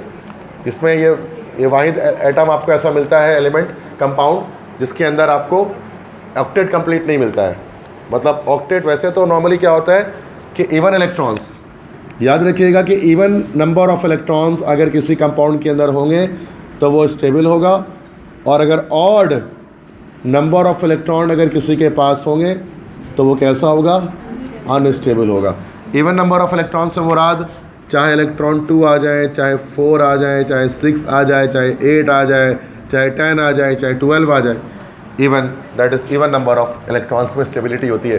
तभी बहुत सारे कंपाउंड आपको इवन नंबर ऑफ इलेक्ट्रॉन्स के साथ मिलते हैं, जैसे BeCl2 बेरिलियम क्लोराइड आपको इवन नंबर ऑफ इलेक्ट्रॉन्स के साथ मिलता है, 4 इलेक्ट्रॉन में, स्टेबल है। BF3 बोरॉन ट्राइफ्लोराइड स्टेबल है, 6 इलेक्ट्रॉन इसके अंदर आते हैं। CH4 8 इलेक्ट्रॉन के साथ स्टेबल है। PCl3 तो हो ही जाएगा। PCl5 10 इलेक्ट्रॉन के साथ स्टेबल है लास्ट शेल में। फॉस्फोरस के लास्ट शेल में 10 आ जाएंगे। SF6 सल्फर हेक्साफ्लोराइड 6 12 इलेक्ट्रॉन के साथ स्टेबल है। ये सारे स्टेबल मॉलिक्यूल्स हैं। ऑड इलेक्ट्रॉन, तो ऑक्टेट रूल जो था ना वो पुराना हो गया, मैंने बताया ना, ऑक्टेट रूल पुराना हो गया, ज़माने गए, बात गई ऑक्टेट रूल की। अब एक्सटेंडेड ऑक्टेट भी हो सकता है और इनकम्प्लीट ऑक्टेट भी हो सकता है और मॉलिक्यूलर स्टेबल भी हो सकता है, बट इवन होना चाहिए, इवन नंबर ऑफ इलेक्ट्रॉन्स होने चाहिए। अगर ऑड नंबर ऑफ इलेक्ट्रॉन हो तो वन स्टेबल होगा और हाईली रिएक्टिव होगा, ब्लास्ट प्रोड्यूस करेगा, धमाका प्रोड्यूस करेगा। NO2 जैसे कि NO2 हाईली एक्सप्लोजिव कंपाउंड है। समझ लो जरा, कुछ एक्स्ट्रा बात है, समझ लो, बहुत पढ़ लिया। हाईली एक्स्ट्रा मतलब केमिस्ट्री की एक्स्ट्रा बात है, बट इसमें रिसर्च कर रहे ऑर्गेनिक वो बात नहीं है। हाईली एक्सप्लोजिव है, ठीक है, बहुत ज़्यादा अनस्टेबल है। वजह क्या है? इसके ऑड इलेक्ट्रॉन स्पीशी है, ऑड इलेक्ट्रॉन स्पीशी है। जिसको नहीं पता उसको दिखा देता हूँ। NO2 का स्ट्रक्चर बनाओगे तो ऑक्टेट कभी कंप्लीट कर ही नहीं पाओगे आप इसका। लास्ट सेल में इसके 5 इलेक्ट्रॉन होते हैं, ये ऑक्सीजन, लास्ट सेल में इसके 6 इलेक्ट्रॉन ऑक्सीजन के लास्ट सेल में। अब यहाँ से आपने किया इसको तो 7 इलेक्ट्रॉन हो गए, 2 2 4 5 और 1 7, और यहाँ से कोऑर्डिनेट कोवैलेंट बॉन्डिंग हो गई। तो ये दोनों ऑक्सीजन का तो ऑक्टेट कंप्लीट हो गया, लेकिन नाइट्रोजन के 2 2 4 2 6 और 1 7 इलेक्ट्रॉन आ गया। तो उसके पास ये 1 इलेक्ट्रॉन जो है ना, ये बचा रह गया। टोटल 7 इलेक्ट्रॉन आ गया ना, तो 1 इलेक्ट्रॉन इसमें बचा रहेगा, जिसको ऑड इलेक्ट्रॉन कहा जाता है, और ये पूरा कहलाता है ऑड इलेक्ट्रॉन स्पीशी है ये। और इसी वजह से NO2 का मॉलिक्यूल हाईली अनस्टेबल होता है, बहुत ब्लास्ट क्रिएट करता है। इसलिए दुनिया में जितने भी हमारे पास एक्सप्लोजिव कंपाउंड हैं, हर जगह आपको NO2 कहीं ना कहीं मिलेगा। जैसे TNT try nitrotoluene, TNT try nitrotoluene, CH3 यहाँ लगा होता है, और NO2 3 जगह पर लगा होता है बेंजीन के साथ। तो टोलुइन के साथ 3 नाइट्रो लगा होता है, नाम सुना होगा आपने, बम है ये TNT ट्राई नाइट्रोटोलुइन, 3 नाइट्रो लगा है। इस तरह होता है TNP ट्राई नाइट्रोफिनॉल, नाइट्रोफिनॉल क्या होता है? OH यहाँ पर लगा हुआ और 3 जगह पर आपके पास NO2 लगा हुआ, तो फिनॉल की जगह पर 3 जगह पर nitro, this is TNP try nitrophenol. ये भी हाईली एक्सप्लोजिव है, बॉम्ब बनाते हैं इससे। इस तरह से ग्लिसरीन बनाया आपने। ग्लिसरीन क्या होता है? 3 OH ग्रुप अटैच होते हैं बेंजीन, वो इस तरह से, दिस इज ग्लिसरीन के साथ अगर आप NO2 लगा दो 3 जगह पर, दिस इज कॉल्ड नाइट्रोग्लिसरीन, जिसको डायनामाइट को बनाने में इस्तेमाल करते हैं, ठीक है, जिसको वो अल्फ्रेड नोबेल ने भी बनाया था, उसको डायनामाइट का जो इन्वेंटर था। तो NO2 आपको मिलेगा हर बम के फॉर्मूले में कहीं ना कहीं। KNO2, अरे KNO3 gun powder, potassium nitrate, जिससे पोटास जो बनता है गोलियों वगैरह में जो डालते हैं, गन पाउडर उसको कहा जाता है। ओटोमन एम्पायर ने इसको स्टार्ट किया था, सल्तनत उस्मानिया ने सबसे पहले। तो NO2 लाजमी होगा। तो NO2 क्यों एक्सप्लोजिव है? चूँकि हाईली अनस्टेबल है, because of being odd electron species, ठीक है।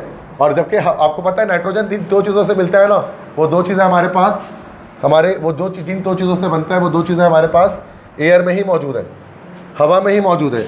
NO2 कब बनेगा? N+O2 NO2, सही बात है ना, ऐसे ही बनेगा। But this dangerous reaction is not possible, क्योंकि आपको पता है 78% नाइट्रोजन है और 21% ऑक्सीजन है हवा में। उसके बावजूद ये दोनों कभी रिएक्शन नहीं करते। अगर ये दोनों रिएक्शन कर जाएंगे तो क्या होगा? एक बड़ा ब्लास्ट होगा, पूरी दुनिया 5 सेकंड के अंदर ख़त्म हो सकती है उस ब्लास्ट से। अगर NO2 बन जाए तो एक स्पार्क लगेगा और दुनिया फट जाएगी धमाके से। बट ऐसा क्यों नहीं होता? Why in nature nitrogen doesn't react with oxygen gas in air? क्या जवाब है इसका? नाइट्रोजन ऑक्सीजन से रिएक्शन क्यों नहीं करता एयर के अंदर, हवा में?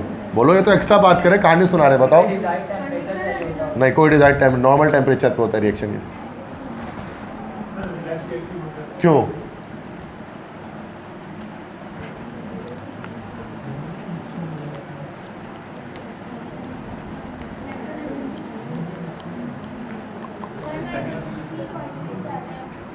नहीं, एक साइंटिस्ट था लवॉइजियर, एंथोनी लोरेंथ लवॉइजियर, फ्रेंच केमिस्ट था, फ्रेंच केमिस्ट है एंथोनी लोरेंथ लवॉइजियर।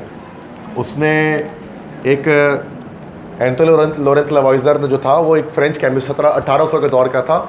रॉबर्ट बॉयल के अलावा उसको भी हम लोग लवॉइजियर को भी फादर ऑफ मॉडर्न केमिस्ट्री कभी कभार कहते हैं, लवॉइजियर को।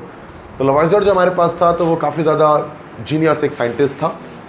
वो हवा उस पहले दुनिया में हवा को ये समझा जाता था, एयर को, कि एयर जो है ना वो जो है वो सिर्फ एक पूरा एक एलिमेंट है एयर, मतलब एक एलिमेंट है एयर में, उसके अलावा कुछ नहीं है। एयर प्योर एलिमेंट है, जैसे आयरन है, गोल्ड है, सिल्वर है। लवॉइजियर ने बोला भाई ऐसा नहीं है, दुनिया गलत कहती है, हवा में 2 तरह की गैसेज हैं। वो 2 कौन सी गैसेज उसको शुरू में नहीं पता था, तो वो कहता था लिविंग एयर और नॉन लिविंग एयर, मतलब जानदार हवा और बेजान हवा। उसको ये कहता था कि एक हवा जानदार और एक बेजान है। एक वो हवा है जो जानदार है, लिविंग है, जो कि रिएक्शन में हिस्सा ले रही होती है, जो लोहे में जंग भी लगा रही होती है, जो माचिस को जलने में मदद भी दे रही होती है। एक हवा ऐसी है, ये मैं उस दौर की बता रहा हूँ, आज तो सबको पता होगा, तो मैं उस दौर में बता रहा हूँ 1800 में क्या हुआ था, उसको पता ही नहीं था। और एक बेजान हवा भी है जो हवा में है तो बट वो कुछ कर नहीं रही है, तो उसी जानदार हवा बेजान हवा को आगे जाकर लवॉइजर ने ही ऑक्सीजन गैस के बारे में फिर बताया। जब जे पीरिसन ने डिस्कवर किया ना ऑक्सीजन गैस को, तो लवॉइजर ने बताया कि ये जो 21% एयर है ना लिविंग एयर, तो वो असल में ऑक्सीजन गैस है, और 78% जो है नाइट्रोजन है, जो कि नॉन लिविंग एयर है, जो कि बेजान हवा है, जो ना जंग लगाती है ना कुछ और, मतलब रिएक्टिविटी बड़ी डाउन है। लेकिन लवॉइजर ने ये नहीं बताया था कि रिएक्टिविटी क्यों डाउन है नाइट्रोजन की। वो बाद में मॉडर्न केमिस्ट्री ने बताया हमें कि नाइट्रोजन का जब इलेक्ट्रॉनिक कन्फिग्रेशन आप करेंगे, ये हो जाएगा 1s2 2s2 2p3, क्योंकि नाइट्रोजन का एटॉमिक नंबर 7 है, तो p3 का मतलब क्या हो गया, हाफ फील्ड इलेक्ट्रॉनिक कन्फिग्रेशन। क्योंकि हाफ फील्ड इलेक्ट्रॉनिक कन्फिग्रेशन है ना, अगर इलेक्ट्रॉनिक कन्फिग्रेशन हाफ फील्ड हो तो फिर वो आइटम स्टेबल हो जाता है। इसी वजह से नाइट्रोजन ऑक्सीजन से ज़्यादा स्टेबल है, क्योंकि ऑक्सीजन की हाफ फील्ड कन्फिग्रेशन नहीं होगी, p4 आएगा इसमें। इसी वजह से नाइट्रोजन क्या करता है, ऑक्सीजन के साथ कभी रिएक्शन नहीं करता, because of its half field electronic configuration. क्योंकि p पर 3 आता है, चूँकि 6 फुल फील्ड है, 3 हाफ फील्ड है, तभी हवा में मौजूद नाइट्रोजन जो आसपास हवा है ऑक्सीजन से रिएक्शन नहीं कर रहा, और ये दुनिया ब्लास्ट से 5 सेकंड में तबाह नहीं हो रही। वजह यही है, ये कुदरत का निज़ाम है जो इस तरह से चल रहा है, ठीक है। इसको स्टेबल इसलिए किया गया है, नाइट्रोजन इसलिए रिएक्शन नहीं करता। तो लवॉइजर एक बड़ा साइंटिस्ट था, उसने ये बात बताई। लेकिन चूँकि फ्रेंच बदकिस्मती से वो उस दौर में पैदा हुआ लवॉइजर, जो फ्रेंच रेवोल्यूशन का दौर था, इंकलाब फ्रांस का दौर था, फ्रांस का इंकलाब था उस वक्त ना। तो इंकलाब फ्रांस के दौरान ये था कि लोगों को ना चिढ़ हो गई थी अमीरों से या नवाब घरानों से, नवाब घरानों को, उनके लोगों को उसको मारना शुरू किया गया, चुन चुन के मारना शुरू किया गया। तो लवॉइजर भी जो था ना नवाब घराने से ताल्लुक़ रखते थे, तो उस दौर में गुलेटॉन बनाया गया था। गुलेटॉन किसको कहते हैं, एक लकड़ी का फ्रेम था, ऊपर प्लेट लगी होती थी उसके, टॉम एंड जेरी में देखा होगा आपने।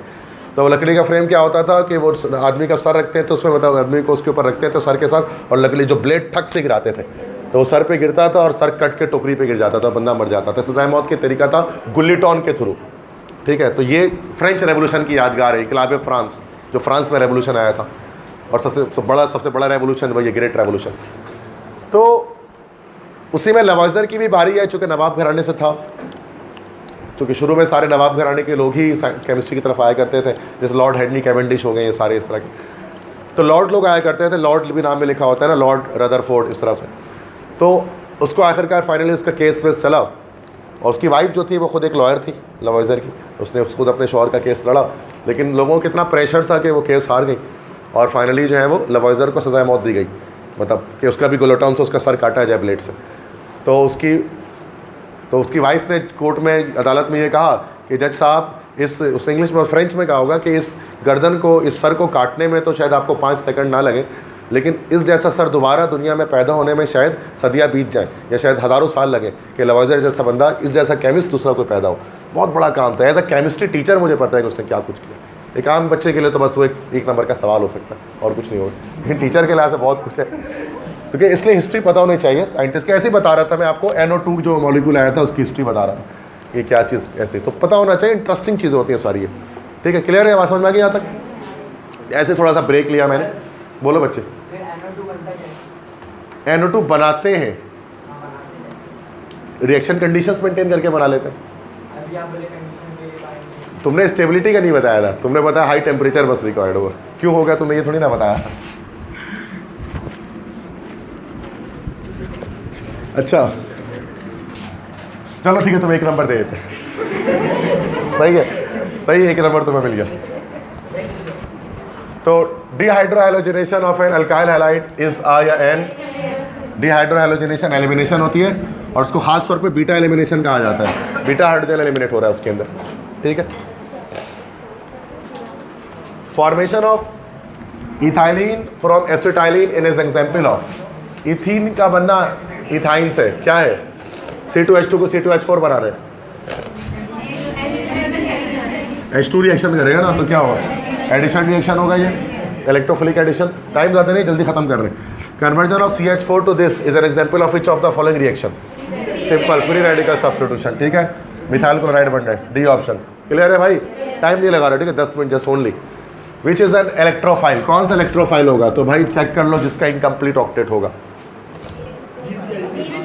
BCl3, यस, BCl3 में 6 इलेक्ट्रॉन आएंगे ना, तो इनकम्प्लीट ऑक्टेट होगा, लोन पेयर भी नहीं होगा उसके पास, ठीक है। या नाइट्रोजन के पास है, यहाँ पर ऑक्सीजन के पास है, ठीक है। AlCl4 तो वैसे ही माइनस आ रहा है, माइनस वाले निक्लोफाइल होते हैं, the following compound will undergo electrophilic substitution reaction more readily than benzene. Benzene से ज़्यादा रिएक्टिव कंपाउंड कौन सा हो सकता है? चेक करो एक्टिविटी ग्रुप कहाँ पर लगा हुआ है। Yes, well done. Phenol. Phenol में क्या होता है, चूंकि बेंजीन के साथ OH लगा है, लोन पेयर आ जाए तो ऑर्थो पैरा डायरेक्टिंग भी है, एक्टिवेटिंग ग्रुप भी है। एक्टिवेटिंग ग्रुप क्या करता है, बेंजीन को मोर रिएक्टिव बना देता है। ठीक है, तो ये सब, तो बेंजीन से ज़्यादा तेज़ी के साथ सब्स्टिट्यूशन कौन कर सकता है? ये, क्योंकि इलेक्ट्रॉन पेयर डोनेट कर देगा, ये नेगेटिव चार्ज डेंसिटी बढ़ा देगा।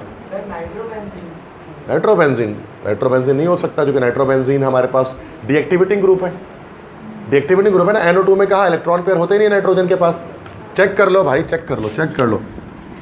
ये लो, NO2 बनाना है ना, ये रहा नाइट्रोजन, ये ऑक्सीजन, ये ऑक्सीजन। क्या नाइट्रोजन के पास लोन पेयर है? 5 इलेक्ट्रॉन थे, पांचों इस्तेमाल हो गए। 1 2 3 4 5, पांचों यूज हो गए। तो इलेक्ट्रॉन पेयर है ही नहीं तो देगा कैसे? देने के बजाय ले लेगा उल्टा डीएक्टिवेटिंग ग्रुप और रिएक्टिव कर देगा। ठीक है, समझ में आ गई बात? बस हो गया। अच्छा, नेक्स्ट है number of isomers of molecular formula this. हम आइसोमर्स से स्टार्ट हो रहे हैं, देखते हैं, पता हो तो नहीं पाएगा वैसे। C2H2Br2, कितने आइसोमर्स पॉसिबल है इसके?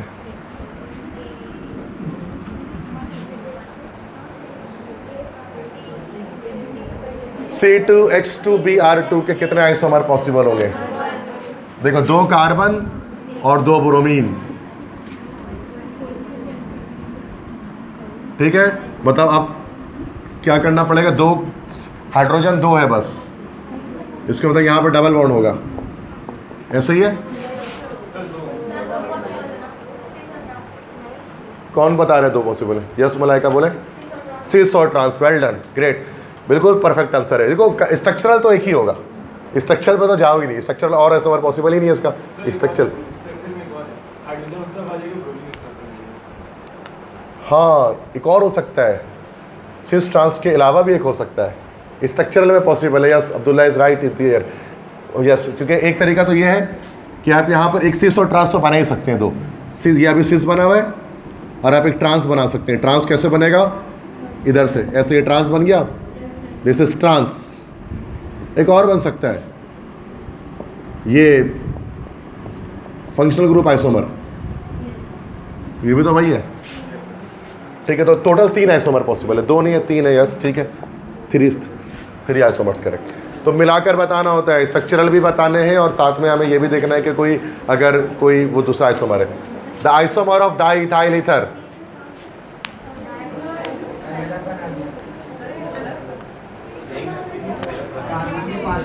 एक मिनट यार, अब्दुल्ला तुमने कहाँ लगवा दिया ये? अच्छा, यहाँ, अच्छा, एक हाइड्रोजन हटेगा ना, सही। बस एक मिनट, एक ये वाला हाइड्रोजन हट जाएगा ना, सही। ठीक है, ठीक है, ठीक है, अब सही, मतलब सही था। मतलब हाइड्रोजन 5 बॉन्ड हो जा रहे थे। यस, बताइए जरा, डाइइथाइल ईथर का आइसोमर कौन सा है? डाइइथाइल ईथर से क्या हो रहा है? ऑक्सीजन, C2H5, C2H5, तो ये C4H10O। तो अब बताएं, C4H10O दूसरा और कहाँ आ रहा है?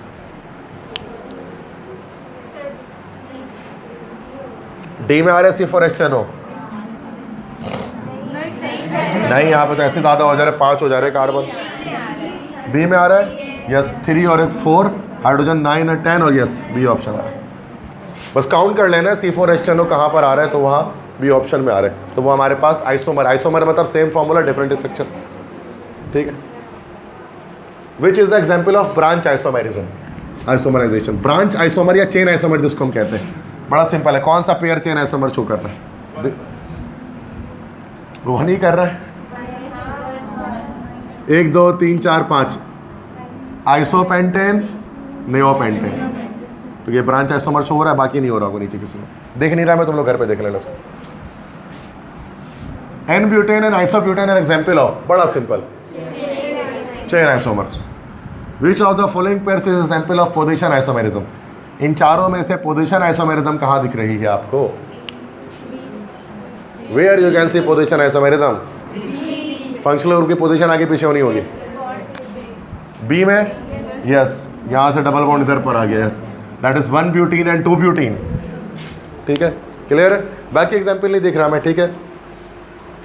An organic compound exhibits optical isomerism when, अभी बताया तो ऑप्टिकल आइसोमेरिज्म। ऑप्टिकल आइसोमेरिज्म कब होगा, चारों पढ़ो और बताओ। 4 groups link to carbon atom are different, chiral carbon जब होगा, असिमेट्रिकल, तो कायरल कार्बन होता है तो चारों डिफरेंट ग्रुप अटैच होता है, तभी ऑप्टिकल आइसोमेरिज्म होती है। क्लियर, समझ में आ गई बात ये?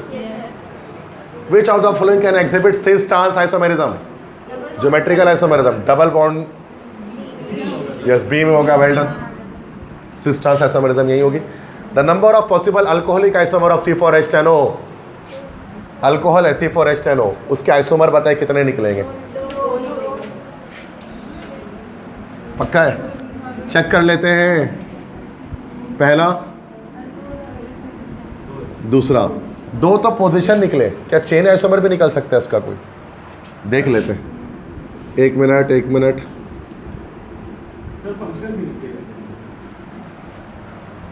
नहीं, अल्कोहलिक आइसोमर सिर्फ बता रहे, अल्कोहल जिसमें लाजमी हो, अल्कोहलिक आइसोमर। एक ये वाला भी तो निकल रहा है, 1 2 C, ये वाला भी तो निकल सकता है।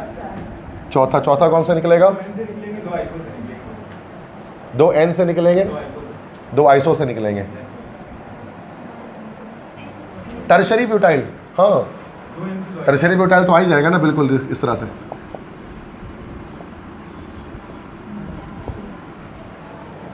ये है ना हमारे पास, तो यहाँ पर देखिए एक प्राइमरी देखो C4H10O है ना, उसको मैं दोबारा बता दे रहा हूँ तो देख लें इसको।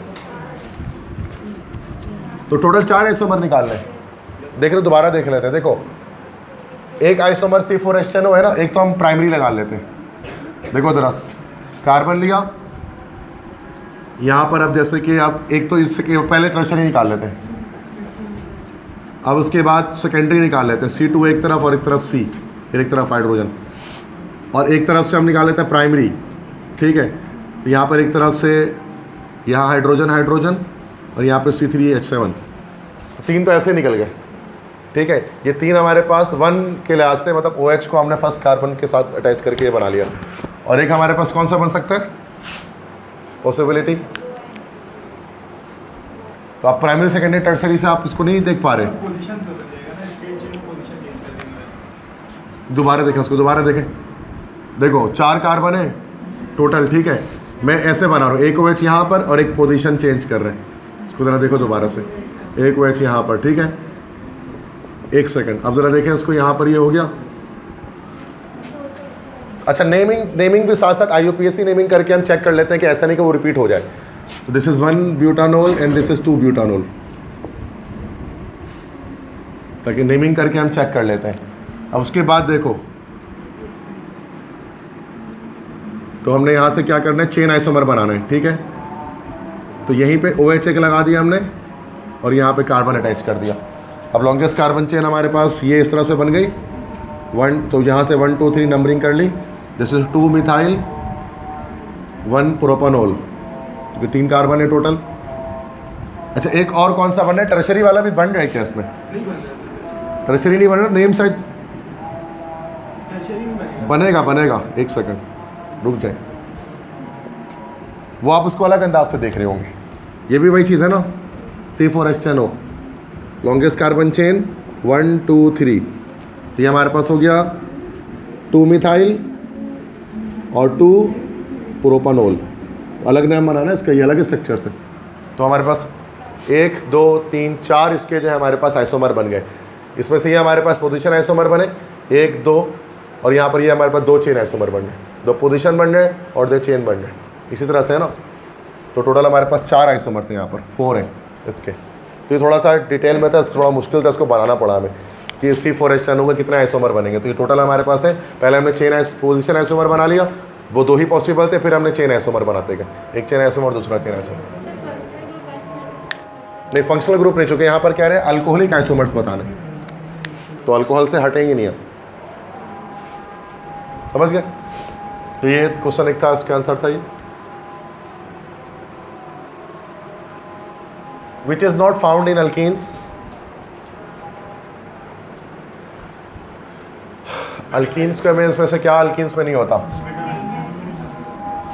हाँ जी, क्या नहीं होता? मेटामेरिज्म। यस, मेटामेरिज्म सिर्फ ईथर्स में होता है, वैसे कीटोन में भी होता है। An alkane forms isomers if the number of last carbon least carbon atom is, कम से कम कितना कार्बन होना चाहिए आइसोमरिज्म के लिए, चेन आइसोमर के लिए? 4 होना चाहिए। मीथेन, इथेन, प्रोपेन में नहीं बनता, कम से कम 4। ब्यूटेन से स्टार्ट होता है, आइसोब्यूटेन बनना शुरू हो जाता है, ठीक है। एन ब्यूटेन, आइसोपेंटेन, प्रोपेन तक सिर्फ एन होता है। क्लियर है? ठीक है। तो आई थिंक सो कि काफ़ी सारे हो गए। तो अजान हो रही है तो नमाज का ब्रेक भी होगा इसमें। समझ में आ गए सारे आप सबको? तो अब नेक्स्ट क्लास में मैं टेस्ट कंडक्ट कर लूँगा इसका, ताकि आपको भी अंदाज़ा हो गया कि एमसीक्यूज़ किस तरह के आ सकते हैं टेस्ट में। अगर मैं डायरेक्ट टेस्ट में दे देता शायद कुछ बच्चों को परेशानी हो जाती इसकी वजह से, और कुछ न्यू स्टूडेंट्स भी थे, तो मैंने सोचा कि चलें आज क्लास ही कंडक्ट कर लेते हैं टेस्ट के बजाय, ठीक है। तो मसला ठीक है, क्लास को यहाँ पर एंड करते हैं।